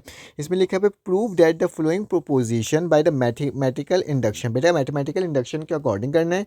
क्या है बेटा? 7n minus 3n is divisible by 3। आपने ये प्रूव करना है कि 7n और 3n क्या है बेटा? डिविजिबल बाई 3 है। कैसे ये देखते हैं। सबसे पहले आपने सोल्यूशन लिखने के बाद लिखना है if Pn represent the above proposition then for n is equal to 1 the P M begins. बेटा हमें क्या करना है? n की जगह 1 पुट करना है और देखना है कि ये हमारे पास 3 से डिविजिबल हो रहा है कि नहीं हो रहा है स्टूडेंट। तो सबसे पहले आप क्या लिखोगे? 7 लिखोगे, 7 के ऊपर 1 लिख दोगे, ठीक है। माइनस लिखोगे, 3 के ऊपर स्टूडेंट क्या लिख दोगे? 1 लिख दोगे, ठीक है। तो मेरे पास ये क्या आ जाएगा? 7 माइनस 3 आ जाएगा। अगर 7 में से माइनस 3 करेंगे तो बेटा मेरे पास क्या, सॉरी 7 माइनस 4 आ जाएगा। मेरे सवाल में मैंने यहाँ पे 4 नहीं लिखा है, ठीक है। तो बेटा इसमें 4 कर दो, ठीक है। ये 4 है और यहाँ पे भी क्या हो जाएगा? 4 हो जाएगा, ठीक है। तो 7 माइनस 1 नहीं बल्कि 7 माइनस 4 होगा, ठीक है। अगर 7 में से 3 जाता है तो मेरे पास कितना बचता है? 3 बचता है। तो मेरे पास क्या हो गया? ये पार्ट हो गया। अब क्या करना होगा? अब स्टूडेंट आपने देखो ये डिविजिबल बाय क्या है? 3 है। तो लिख देना यहाँ पे कि since 3 is exactly divisible by 3, ठीक है। तो हम लोग ये बोल सकते हैं कि मेरे पास ये 3 से डिविजिबल हो रहा है, ठीक है। अब स्टूडेंट आपको इंडक्शन करना है, ठीक है। n इज इक्वल टू 1 करना है, ठीक है। तो वो करने के लिए बेटा आपने यहाँ पे एक इंग्लिश में वर्डिंग लिख देना है कि आप क्या कर रहे हो बेटा? अज्यूमिंग कर रहे हो। क्या चीज़ अज्यूम कर रहे हो? अज्यूमिंग दैट द रिजल्ट, थोड़ी सी राइटिंग देख लेना बेटा, result to be true for n is equal to k, we get the hypothesis, ठीक है। क्योंकि ये हमारे पास जो तरीक़ेकार होता है बेटा इसमें, उसको अकॉर्डिंग मैं कर रहा हूँ, ठीक है। अब क्या करोगे? जहाँ जहाँ n था वहाँ वहाँ k पुट कर दोगे स्टूडेंट। तो बेटा मेरे पास क्या आ जाएगा? मैं यहाँ लिखूँगा 7 लिखूँगा, n की जगह k आ गया, माइनस का 4 लिखूँगा और क्या आ जाएगा स्टूडेंट? ऊपर k आ जाएगा, ठीक है। ये वाली टर्म कर दिया। अब बेटा मेरे पास इसके अंदर इंडक्शन का काम होगा। तो यहाँ पे मैं फिर से वर्डिंग लिखूँगा कि मेरे पास n k प्लस 1 के बराबर होना चाहिए, ठीक है। तो मैं लिखूँगा now we have to prove. अब हम करने के जा रहे हैं बेटा? प्रूफ करने जा रहे हैं। Now we have to prove that the statement is true for n is equal to k plus 1। बेटा वही नहीं था, पहले n की जगह 1 पुट करते हैं, फिर n की जगह k पुट करते हैं और फिर n की जगह क्या पुट करते हैं बेटा? k plus 1। तो मैं वही काम स्टूडेंट यहाँ पे कर रहा हूँ, ठीक है। अब क्या करोगे बेटा? यहाँ पर n की जगह जहाँ पे 7 के ऊपर k लिखा हुआ था तो उसकी जगह मेरे पास क्या हो जाएगा? अब मेरे पास हो जाएगा 7 बराबर है k प्लस 1 माइनस का 4 k प्लस 1, ठीक है। तो ये मैंने आपके सामने स्टूडेंट लिख कर दिखा दिया। अब बेटा मुझे इसमें से 7 कॉमन लेना है, ठीक है। तो मुझे 7 कॉमन लेना है तो मैं इसमें क्या करूँगा? एक चीज़ ऐड करवा दूँगा। क्या? देखो k प्लस 1 माइनस का 4k प्लस 1, ठीक है। अब बेटा मैं इसमें सब्ट्रैक्ट करवा रहा हूँ किसको? 3 4k और इसमें मैं ऐड भी करवा रहा हूँ इसको स्टूडेंट 3 4k। क्योंकि 4k मैंने इसलिए लिखा है ताकि मैं इनमें से कॉमन ले सकूँ वैल्यूज़ को। किसको कॉमन ले सकूँ स्टूडेंट? वैल्यूज़ को मैं कॉमन निकाल सकूँ। अब मैं वैल्यू को कॉमन निकालूंगा कैसे वो बताता हूँ मैं आपको स्टूडेंट। इस तरीके से आपने क्या करना होगा? 7 लिखना है, डॉट लगाना है, यहाँ पे k लिख देना है क्योंकि बेस सेम पावर ऐड होता है। उसी तरह से 4 लिखूँगा, फिर उसके बाद स्टूडेंट डॉट लगाऊँगा, 4 लिखा, डॉट लगाया और फिर उसके बाद क्या करूँगा स्टूडेंट? 4k लिख दूँगा। यहाँ पे minus 3 dot 4k plus 3 dot 4k, क्योंकि अगर मैं प्लस और माइनस करूँ तो स्टूडेंट कोई फ़र्क नहीं पड़ेगा इसमें से, ठीक है। अब ज़रा गौर से देखना है स्टूडेंट, इसमें ये चीज़ गौर से देखना कि अगर मैं इसमें से स्टूडेंट क्या कर लूँ, 7 को कॉमन निकाल लूँ, ठीक है। तो 7 मेरे पास कॉमन कैसे आएगा, ठीक है स्टूडेंट। 7 को कॉमन लेना है तो 7 कॉमन कैसे आएगा ये देख लो। 7 के मैंने वैसे ही लिखा, माइनस का लिखो भाई, माइनस का 4 है, माइनस का 3 है बेटा, कितना हो जाएगा, माइनस का 7 हो जाएगा डॉट और 4k हो जाएगा, ठीक है। मैंने प्लस कर लिया और प्लस का 3 प्लस 4k बेटा। अब इसमें से 7 कॉमन आ सकता है। अगर मैंने 7 कॉमन ले लिया तो स्टूडेंट मेरे पास क्या बचेगा, 7k माइनस का 4k डॉट 3 डॉट 4k, ठीक है बेटा। तो ये मैंने क्या कर दिया, आपको कंडीशन में लिख कर दिखा दिया। अब देखो 7k माइनस 4k के फॉर्म में दोबारा से बन गया। अब कुछ नहीं करना, मेरा आंसर आ चुका है, बस आपने आप इंग्लिश में यहाँ पे वर्डिंग लिख देना कि bye are hypothesis 7k minus का 4k इज डिविजिबल। क्या है बेटा, ये डिविजिबल है अकॉर्डिंग टू कंडीशन बाय 3, ठीक है। और मैंने बोल दिया कि अगर ये चीज़ डिविजिबल बाय 3 है, क्योंकि हमने ऊपर प्रूफ कर चुका है, तो जाहिर सी बात है अगर मेरे पास 3 लिखा हुआ है, ठीक है, डॉट 4k लिखा हुआ है बेटा, तो ये भी क्या होगा मेरे पास, ये भी डिविजिबल होगा किससे, 3 से, ऐसा हो गया 3 से डिविजिबल ये भी होगा। तो दैट इज़ योर आंसर। आपने कुछ नहीं करना था, जस्ट इसको आपने मैथमेटिकल इंडक्शन के फॉर्म में लिखना था और ये तमाम वैल्यूज़ हमारे पास क्या हो सकता है स्टूडेंट, हमारे पास डिवाइड हो सकता है। तो आप इसका स्क्रीनशॉट ले सकते हो। चलो आज इसका नेक्स्ट क्वेश्चन करते हैं। अब स्टूडेंट आपके पास क्वेश्चन नंबर 8 का पार्ट नंबर बी आ गया। बोला जा रहा है कि लेफ्ट हैंड साइड को राइट हैंड साइड के स्टूडेंट क्या करना है, इक्वल लेकर के आना है। स्टूडेंट ये आपके आई थिंक सो 10.4 का क्वेश्चन नंबर 5 का पार्ट नंबर 1 है। तो चलो आज इसको सॉल्व करते हैं। तो मेरा सॉल्व करने का तरीका बहुत ही आसान है। आपने सबसे पहले क्या करना होगा, आपने टेकिंग लेफ्ट हैंड साइड लोगना होगा। तो मैं यहाँ पर लिख देता हूँ कि मैं टेकिंग क्या कर रहा हूँ बेटा, लेफ्ट हैंड साइड टर्म लिख रहा हूँ।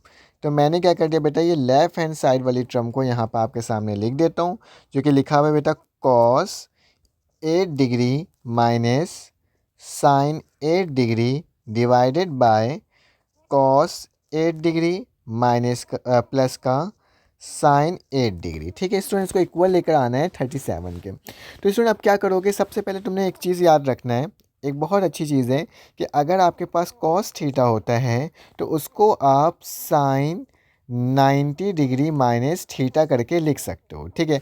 अब बोलो कि थीटा क्या है स्टूडेंट, थीटा जो आपके पास वैल्यू गिवन है, जैसे 8 गिवन है ना, तो अगर मैं कॉस थीटा को यानी मैं अगर कॉस 8 को ऐसे लिखूं साइन 90 माइनस 8, तो इसको इस तरीके से लिखा जा सकता है, कॉस को चेंज किया जा सकता है। तो स्टूडेंट और इसी तरह से अगर मैं, चलिए मैं आपको लिख के दिखा देता हूँ। तो ऊपर बेटा यहाँ पे क्या लिखा हुआ है, कॉस 8 लिखा हुआ है ना, अगर गौर से देखा जाए तो यहाँ क्या लिखा हुआ है स्टूडेंट, कॉस 8 लिखा हुआ है। तो कॉस 8 की जगह क्या लिख दूंगा स्टूडेंट, साइन 90 डिग्री माइनस 8, ठीक है। और माइनस का साइन 8 डिग्री मैंने वैसे ही लिख दिया, ठीक है, कोई चेंजेस नहीं करा। उसी तरह से डिवाइड में बेटा कॉस 8 लिखा हुआ है, तो इसकी जगह भी क्या लिखूंगा, साइन 90 डिग्री माइनस 8 और प्लस का क्या हो जाएगा स्टूडेंट, साइन 8 डिग्री हो जाएगा, ठीक है। तो ये मैंने आपके सामने लिख दिया। अब बेटा आपने क्या करना होगा, 90 में से 8 को माइनस कर देना होगा। अगर मैं 90 में से 8 को माइनस करूँगा मेरे प्यारे बच्चों, तो क्या आ जाएगा, 82 आ जाएगा। तो क्या लिखता हूँ, साइन 82 डिग्री माइनस का sine 8 degree divided by sine 82 degree और प्लस का साइन 8 डिग्री, ठीक है बेटा। मैंने ये क्या कर दिया, आपके सामने लिख करके दिखा दिया। अब क्या करना होगा, सॉरी, अब आपने क्या करना होगा स्टूडेंट, अब आपने इसमें फार्मूला लगाना होगा। क्या लगाना होगा, फार्मूला। तो मैं आपको बता देता हूँ कौन सा फार्मूला लगेगा इसके अंदर स्टूडेंट। तो मेरा हमारे पास साइन इन्वर्स वाला जो फार्मूला होता था ना, हम उसको इसके अंदर अप्लाई करेंगे। अब आपको मैं बता देता हूँ, रिकॉल करवा देता हूँ फार्मूला था कौन सा आखिरकार।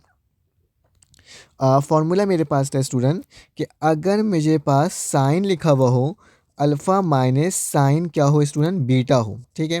तो वो बराबर होता है स्टूडेंट किसके, 2 cos alpha plus beta divided by 2, और इसके साथ क्या लगता था student, dot cos alpha minus beta divided by 2।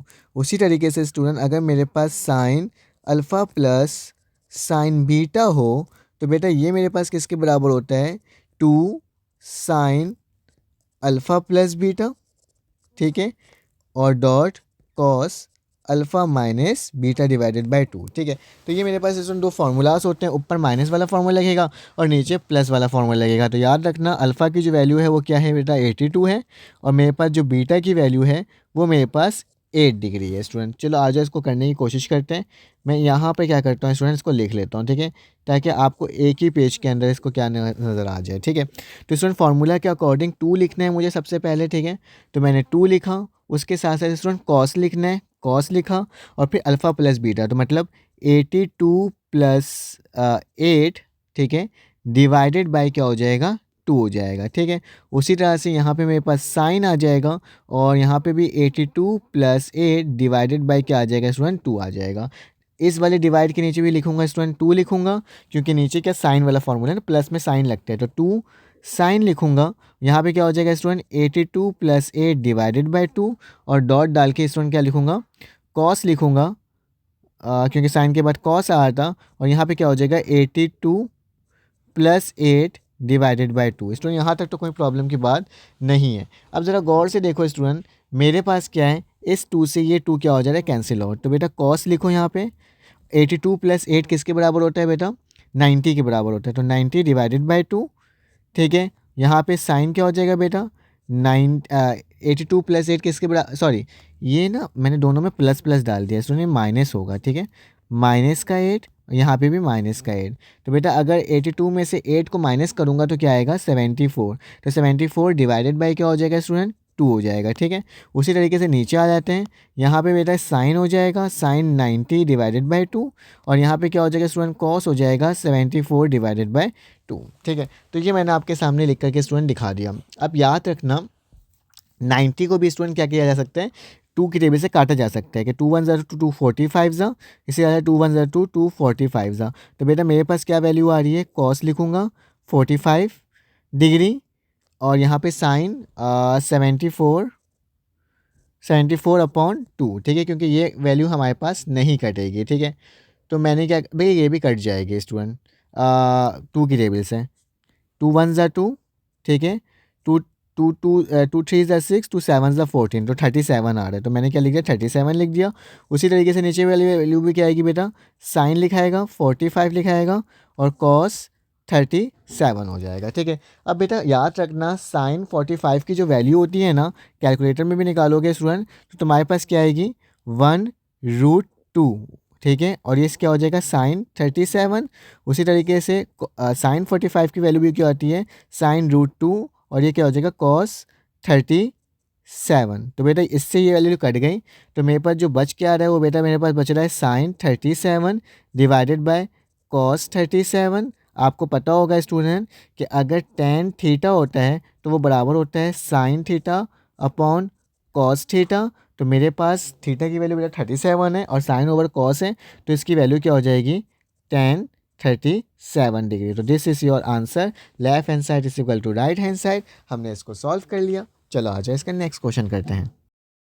अब स्टूडेंट हमारे पास जो ये क्वेश्चन है ये 11.2 से आया हुआ है, ठीक है। तो 11.2 से क्वेश्चन है, क्वेश्चन 10, इसमें बोला जा रहा है find the measure of the largest angle. Largest angle आपने निकालना है स्टूडेंट ऑफ अ ट्राइंगल, जबकि मेरे पास 3 साइड गिवन है ए बी और सी। तो स्टूडेंट सबसे पहले तो हम एक ट्राइंगल बना लेते हैं जिसकी वजह से हमें पता चल सके कि हम लार्जेस्ट एंगल किस तरीके से फाइंड आउट करेंगे स्टूडेंट। तो मैंने एक ट्राइंगल बना लिया जिसके अंदर मैंने इसको ए बोल दिया, इसको मैंने बी बोल दिया, इसको मैंने स्टूडेंट सी बोल दिया। ए के सामने वाला स्मॉल ए, और सी के सामने वाला स्मॉल सी, और बी के सामने वाला स्मॉल बी, ठीक है बेटा। ए की वैल्यू गिवन है जो कि क्या है मेरे पास 10 सेंटीमीटर। सी की वैल्यू गिवन है बेटा जो कि क्या है मेरे पास 26 सेंटीमीटर, जबकि बी की वैल्यू क्या है बेटा मेरे पास 20 सेंटीमीटर, ठीक है। याद रखना ये हो जाएगा अल्फ़ा, ये हो जाएगा स्टूडेंट बीटा, और ये हो जाएगा मेरे पास क्या गैमा, ठीक है। ये 3 वैल्यूज़ मैंने आपको लिख करके दिखा दी। अब स्टूडेंट याद रखना एक चीज़, पहले तो सबसे पहले जो चीज़ें गिवन है ना उसको लिख भी लो। तो मेरे पास जो बेटा गिवन है ए जो है वो 10 सेंटीमीटर के हैं, बी जो है वो मेरे पास 20 सेंटीमीटर के हैं, जबकि सी जो है स्टूडेंट वो मेरे पास क्या है 26 सेंटीमीटर के है। ठीक है, तो ये मेरे पास वैल्यू हो गई। और रिक्वायर्ड में क्या है बेटा कि हमें निकालना क्या है, हमें लार्जेस्ट एंगल निकालना है। ठीक है, लार्जेस्ट एंगल। अब हमें पता कैसे चलेगा स्टूडेंट लार्जेस्ट एंगल है कौन सा। ठीक है, याद रखना जिस ट्राइंगल के अंदर लार्जेस्ट साइड होता है, ठीक है, जिस ट्राइंगल के अंदर लार्जेस्ट साइड होता है उसका अपोजिट क्या होता है, एंगल होता है। देखो इसमें लार्जेस्ट साइड कौन सा है, ये 10 लिखा हुआ है, 20 लिखा हुआ है, 26। भैया 26 क्या लार्जेस्ट साइड है, तो इसका अपोजिट क्या हो जाएगा, गैमा। मतलब सी की जो गैमा है ना, ये गैमा मेरे पास क्या होगा, अपोजिट साइड होगा, तो अपोजिट एंगल होगा, तो यही सबसे लार्जेस्ट होगा। तो यहाँ लिख दोगे स्टूडेंट गैमा को हमें क्या करना है, फाइंड आउट करना है। ठीक है, तो यहाँ लिखना है स्टूडेंट, लिख देना as we know that the largest side of triangle A B C has opposite, क्या होना चाहिए उसका स्टूडेंट, अपोजिट लार्जेस्ट एंगल होगा। ठीक है, क्या होगा, लार्जेस्ट एंगल मेरे पास होगा। तो ये मैंने आपके सामने लिख दिया। अब आपने मालूम कैसे करना होगा, अब आपको गैमा निकालना है। तो बेटा गैमा निकालने का बहुत आसान तरीका क्या होता है, आप क्या करोगे, using law of cosine use कर लोगे। किसको यूज़ कर लोगे, law of cosine. Law of cosine क्या कहता है स्टूडेंट, कि कॉस गैमा बराबर होता है स्टूडेंट किसके, a square plus b square minus के c square divided by 2ab। ठीक है स्टूडेंट, तो अब क्या करोगे, इसके अंदर वैल्यूज़ को पुट कर दोगे। तो चलो आज वैल्यूज़ को पुट कर देते हैं। यहाँ लिखा कॉस गैमा लिखा बेटा मैंने, उसके बाद लिखा ए की वैल्यू क्या है बेटा 10 है, तो 10 का क्या हो जाएगा स्क्वायर, बी की वैल्यू बेटा क्या है 20 का स्क्वायर, और उसी तरह से माइनस का सी स्क्वायर की जगह बेटा मैं क्या लिखूँगा 26 का स्क्वायर। ठीक है, डिवाइडेड बाय क्या हो जाएगा बेटा, डिवाइडेड बाय मेरे पास होगा 2, ए की वैल्यू क्या है बेटा 10 और बी की वैल्यू क्या है बेटा मेरे पास 20 है। ठीक है, चलो आज इसको कैलकुलेट कर लेते हैं और देखते हैं कि इसकी वैल्यू क्या आ रही है मेरे बच्चों। अगर स्टूडेंट आपको मेरी वीडियो समझ में आए तो प्लीज़ चैनल को लाइक कीजिएगा। अगर बेटा हम 10 का स्क्वायर लेते हैं तो हमें मालूम ही है हमारे पास क्या होता है 100 होता है। ठीक है, और ये कॉस गैमा मैंने वैसे ही लगाया, इम्प्लाइज दैट कंडीशन वैसे ही लगाया। ठीक है, अगर हम स्टूडेंट 20 का स्क्वायर लेते हैं तो मेरे पास क्या आता है 400 आता है, तो मैं क्या लिख दूंगा 400 लिख दूंगा, माइनस अगर हम 26 का स्टूडेंट स्क्वायर लेते हैं तो मेरे पास क्या वैल्यू आती है 676। ठीक है, तो 676 हो गया। ठीक है बेटा, अगर हम लोग 2 को मल्टीप्लाई करते हैं स्टूडेंट किससे 10 से, और 10 को मल्टीप्लाई कर देते हैं 20 से, तो मेरे पास 400 आता है। ठीक है, तो मैंने क्या लिख दिया 400। ठीक है, तो यहाँ पे क्या हो जाएगा बेटा कॉस गैमा बराबर है 100 प्लस 400 500 माइनस का 676। ठीक है, अब क्या करना होगा स्टूडेंट 676 से माइनस करवा दोगे 500 को, तो मेरे पास 176 आएगा। ठीक है, डिवाइडेड बाय 400 है, तो मेरे पास क्या आ जाएगा 176 डिवाइडेड बाय 400।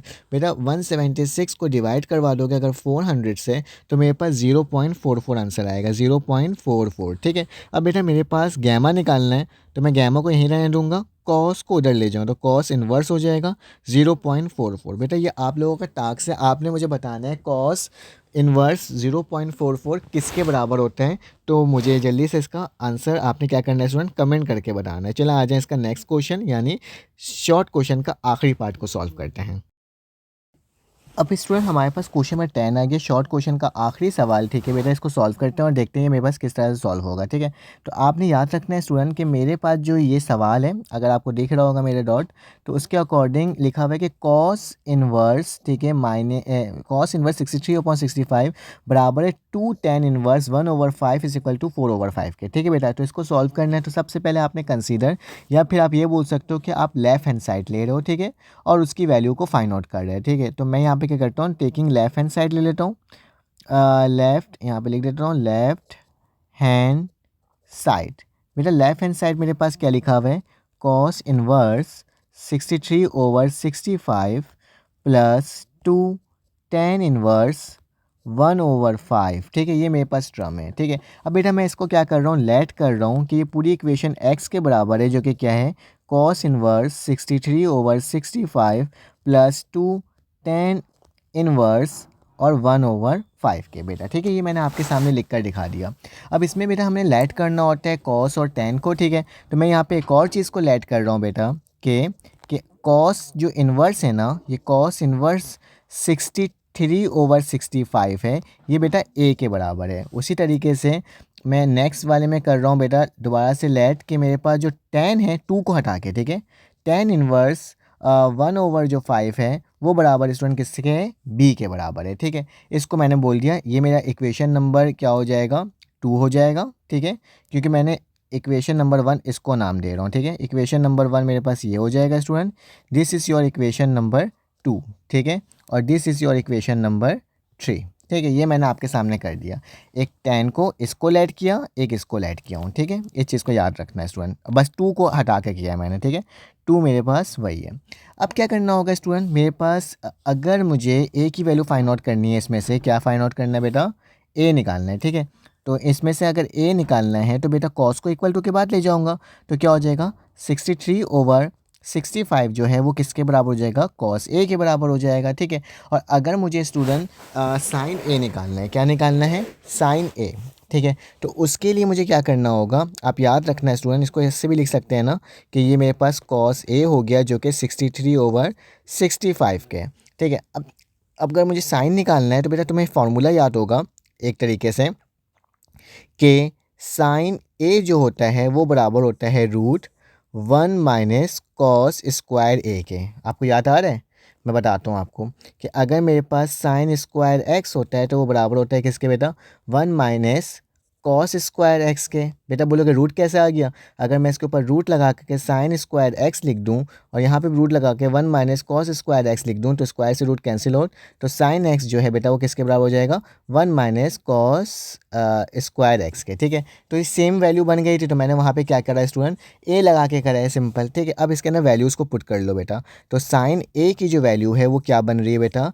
1 माइनस कॉस की वैल्यू क्या है, 63/65 का होल स्क्वायर। तो बेटा साइन ए जो है वो मेरे पास बराबर हो जाएगा किसके, 63 का अगर स्क्वायर लोगे तो मेरे पास स्टूडेंट बनता है 3969, ठीक है, डिवाइडेड बाय क्या हो जाएगा 4225। बेटा इसका एलसीएम ले लो, तो साइन ए की वैल्यू मेरे पास क्या आएगी, 4225 माइनस का 3969 माइनस का क्या हो जाएगा 225 और साथ में 4, ठीक है। ये एलसीएम लिया है मैंने, ठीक है। जैसे ही मैंने एलसीएम लिया तो मेरे पास ये वाली वैल्यू आ गई। अब क्या करना होगा स्टूडेंट, अब तुमने इसके अंदर वैल्यूज़ को पुट कर देना होगा ना, इसको सॉल्व कर लेना होगा।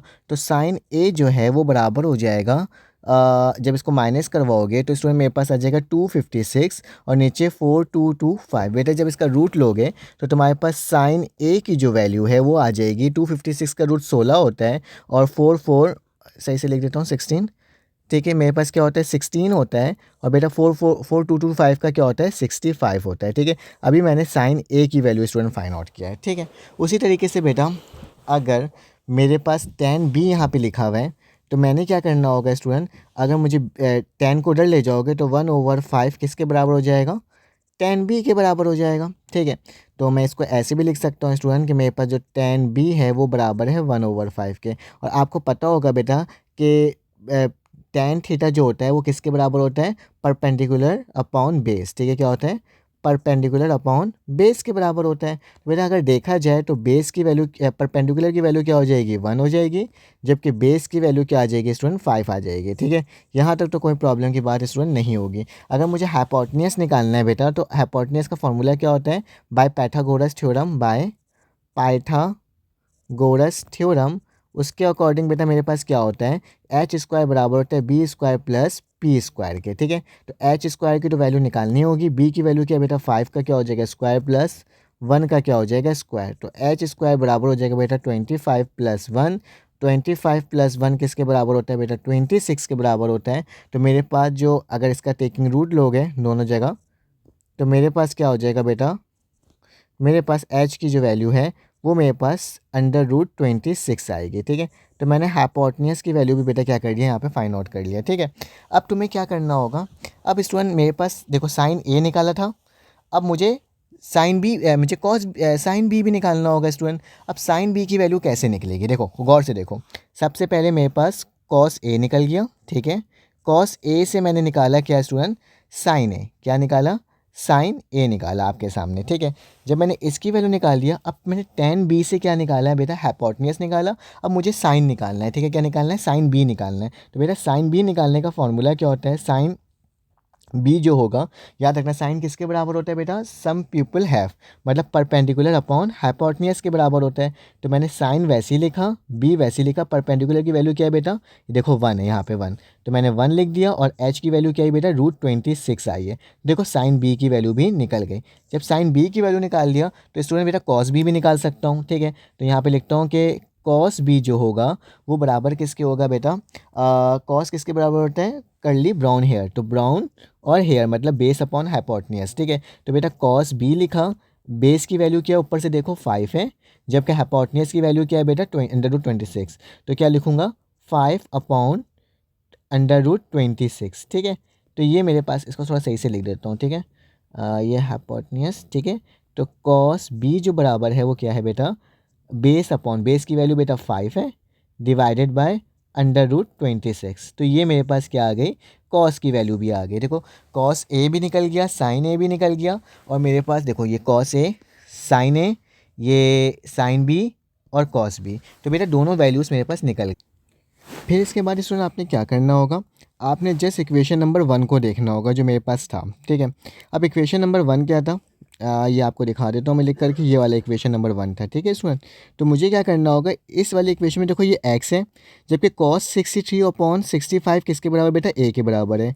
ये 2 वैसी है, जबकि tan इनवर्स 1/5 किसके बराबर है, b के बराबर है, ठीक है। तो मैं क्या करूँगा स्टूडेंट, यहाँ पे लिखूँगा इक्वेशन नंबर 1, तो फ्रॉम इक्वेशन वन के अकॉर्डिंग x बराबर है बेटा, फिर से देख लो, दोबारा बता देता हूँ, ये जो है ये a के बराबर है, और ये जो है वो b के बराबर है, ठीक है। तो लिखूँगा a लिखूँगा, प्लस 2 लगा हुआ था 2 लिखूँगा, और फिर इसके साथ b लिख दूँगा, ठीक है। यहाँ तक स्टूडेंट कोई प्रॉब्लम की बात नहीं है। अब आपने क्या करना होगा बेटा, दोनों जगह कॉस लगा देना होगा, ठीक है। क्या लगाना होगा, taking cos on both side, तो टेकिंग लिखोगे, थोड़ा बड़ा कर लेता हूँ, taking cos on both side, आप दोनों साइड बेटा कॉस लगा रहे हो, तो ये क्या हो जाएगा, कॉस एक्स हो जाएगा, और ये क्या हो जाएगा बेटा, कॉस a+2b, ठीक है, मैंने लिख दिया। अब बेटा तुमको फार्मूला याद होगा, अगर तुम्हें याद हो कि अगर मेरे पास कॉस लिखा हुआ हो और a+b लिखा हुआ हो, तो इसमें वो फार्मूला किसके बराबर होता है, cos a cos b minus का साइन a और साइन बी। आपको अगर याद हो, आपने कॉस अल्फ़ा प्लस बीटा का फॉर्मूला लिखा था, ठीक है स्टूडेंट। अब क्या करोगे, कॉस लिखोगे, एक्स वैसे लिखोगे, इक्वल टू बेटा कॉस ए, और कॉस के साथ क्या लगा जाएगा बेटा 2b, तो आप क्या लिखोगे 2b, माइनस का निशान, उसी तरह से साइन ए और साइन क्या हो जाएगा बेटा 2b हो जाएगा। अब एक चीज़ याद रखना, हमारे पास अगर कॉस 2b होता है ना, वो बराबर होता है स्टूडेंट किसके, वो बराबर होता है 2 कॉस स्क्वायर b -1 के। और उसी तरीके से अगर बेटा मेरे पास साइन 2b है, तो वो बराबर होता है, आपने पढ़ा होगा, 2 sine a sine b, sorry क्या होता है, 2 साइन 2b है ना, तो ये मेरे पास 2 साइन b और कॉस बी, ठीक है। तो इन दोनों वैल्यूज़ को पुट कर देंगे ऊपर, तो बेटा मेरे पास क्या हो जाएगा, यहाँ पे कॉस एक्स होगा, कॉस ए तो वैसे ही उतरेगा, लेकिन कॉस 2 साइन किसके बराबर होगा, इसके, तो यहाँ लिखूँगा बेटा 2 कॉस स्क्वायर 2 कॉस बी -1, ठीक है। फिर माइनस का निशान, यहाँ पे बेटा साइन लिखा हुआ है, साइन ए वैसे ही लिखा, जबकि 2 साइन बी किसके बराबर होगा बेटा, वो बराबर हो जाएगा 2 साइन बी कॉस बी, ठीक है। तो ये स्टूडेंट मैंने आपके सामने लिख करके क्या कर दिया, दिखा दिया। अब इसको थोड़ा सा अरेंज करके लिख लो तो ज़्यादा बेहतर है।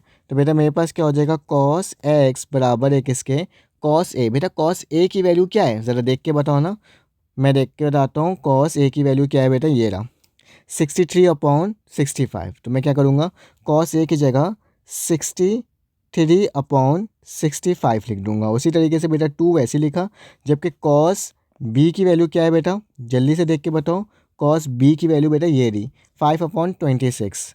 तो लिखूँगा 2 वैसे ही लिखा बेटा, और यहाँ पे क्या हो जाएगा 5/√26 और उसके ऊपर स्क्वायर और माइनस का 1 ब्रैकेट क्लोज, माइनस का साइन ए, मेरा साइन ए की वैल्यू यहीं पर नज़र आ रही है 16/65। तो लिखूँगा 16/65 65 उसी तरह से बेटा 2 वैसे लिखा, जबकि साइन बी की जो वैल्यू है वो क्या है बेटा, साइन बी की वैल्यू 1/26 के, जो कि मल्टीप्लाई हो रहा है 1/√26। और बेटा उसी तरीके से ये मल्टीप्लाई होगा कॉस बी के साथ भी, और कॉस बी की वैल्यू क्या है बेटा 5/√26 के। ठीक है, ये ब्रैकेट क्लोज हो गया। अब बेटा कुछ नहीं करना, अब इसको सिंपली क्या करना है स्टूडेंट, सॉल्व करना है। ठीक है, तो चलो आज इसको सिंपली सॉल्व करने की कोशिश करते हैं और देखते हैं कि मेरे पास इसकी वैल्यू क्या आ रही है। ठीक है, तो मैं इसको थोड़ा सा छोटा कर लेता हूँ ताकि मैं आराम तरीके से कर सकूँ काम। देखो इस पेज में तो मेरे पास हो गया, मैं एक काम करता हूँ स्टूडेंट, नेक्स्ट पेज की तरफ चले जाता हूँ। ठीक है, तो नेक्स्ट पेज में मेरे पास जो क्वेश्चन बनी थी उसको लिखना पड़ेगा मुझे। एक काम करता हूँ यहीं पर कर लेता हूँ, ज़्यादा बेहतर होगा। इस वाले पेज में, ठीक है, मैंने यहाँ से यहाँ लिख रहा हूँ। ठीक है, अब ज़रा गौर से देखना मेरे स्टूडेंट्स, ये 63/65 है ना, तो 63/65 तो वैसे ही रहेगा, उसमें कोई चेंजेस नहीं आएगी। तो 63/65 वैसे ही हो गया। ठीक है, ब्रैकेट वैसे ही लगाया बेटा। अब क्या करोगे, 2 को 5 से मल्टीप्लाई करो, सॉरी 5 से कितना होता है बेटा 25 होता है। ठीक है, तो मैंने यहाँ पे 2 वैसे ही लिखा, मल्टीप्लाई बाय 25 कर दिया, और बेटा इस स्क्वायर से ये रूट कैंसिल आउट हो जाएगा, डिवाइडेड बाय क्या हो जाएगा 26 हो जाएगा। ठीक है, और माइनस का 1 मैंने वैसे ही लिख दिया। ठीक है, ब्रैकेट क्लोज, माइनस का निशान बेटा।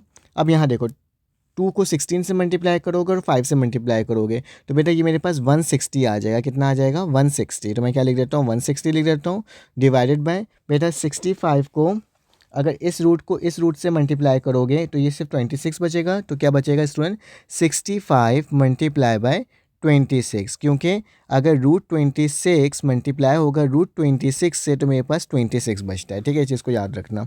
अब स्टूडेंट इसको थोड़ा सॉल्व कर लेते हैं और देख लेते हैं क्या वैल्यू आ रही है। तो 63/65 तो वैसे ही रहेगा, ब्रैकेट 25 को अगर 2 से मल्टीप्लाई करोगे तो 50/26 -1 हो जाएगा। ठीक है, और फिर उसके बाद माइनस का निशान, 160 वैसे ही रहेगा, 65 को अगर इससे मल्टीप्लाई करोगे ना 1690 हो जाएगा। बेटा इसको और सॉल्व कर देते हैं, 63/65 को अगर एलसीएम लोगे तो 26/26 माइनस का 160/1690 हो जाएगा। ठीक है, यहाँ तक ना यहाँ पे cos x और यहाँ पे भी cos x और यहाँ पे भी cos x वैसे ही उतरेगा। ठीक है, अब स्टूडेंट क्या करना होगा, आपने cos x को वैसे ही लिखा, 63/65 वैसे ही लिखा, इसको जब माइनस करोगे तो बेटा मेरे पास क्या आ जाएगा 24/26 आ जाएगा। ठीक है, माइनस का 160 डिवाइडेड बाय 1690, बेटा 65 को 26 से अगर माइनस करोगे तो मेरे पास क्या आ जाएगा, अगर इसको ऊपर वाली टर्म को भी मल्टीप्लाई करोगे एक दूसरे से तो मेरे पास आएगा बेटा 1512 डिवाइडेड बाय 1690 माइनस का 160 डिवाइडेड बाय 1690। बेटा अगर डिनोमिनेटर में सेम वैल्यू होती है तो 1690 एक दफ़ा लिखा जाएगा और ऊपर 1512 माइनस का क्या हो जाएगा 160 हो जाएगा। बेटा इसको माइनस करोगे तो मेरे पास आएगा 1352 डिवाइडेड बाय 1690। बेटा इन दोनों को डिवाइड करोगे तो हमारे पास cos x की जो वैल्यू आएगी वो क्या आएगी बेटा 4/5। ठीक है, तो अगर cos को उधर ले जाओ तो मेरे पास क्या हो जाएगा बेटा x हो जाएगा किसके बराबर, जल्दी से बताओ, x बराबर हो जाएगा बेटा cos इनवर्स 4/5 के। ठीक है बेटा, मुझे देखो 4/5 ही लेकर आना था, सवाल देखा जाए तो cos इनवर्स 4/5 लेकर आना था, जो कि मेरे सवाल के अकॉर्डिंग 4/5 आ गया। और बेटा जो ये x जो है वो किसके बराबर है, वो इस इक्वेशन के बराबर है। तो आप ये पूरा इक्वेशन क्या कर सकते हो स्टूडेंट, लिख सकते हो x की जगह, तो पूरा सवाल वही बन जाएगा। तो मेरे पास ये स्टूडेंट प्रूफ हो गया, आप इसका स्क्रीनशॉट ले सकते हो ताकि आपके पास पूरा काम हो जाए। अब हम इसका लॉन्ग क्वेश्चन इंशाल्लाह नेक्स्ट पार्ट में सॉल्व करेंगे। जब तक के लिए अपना ख्याल रखें, अपने ईद में ख्याल रखें, दुआ में याद रखें। अल्लाह हाफ़िज़।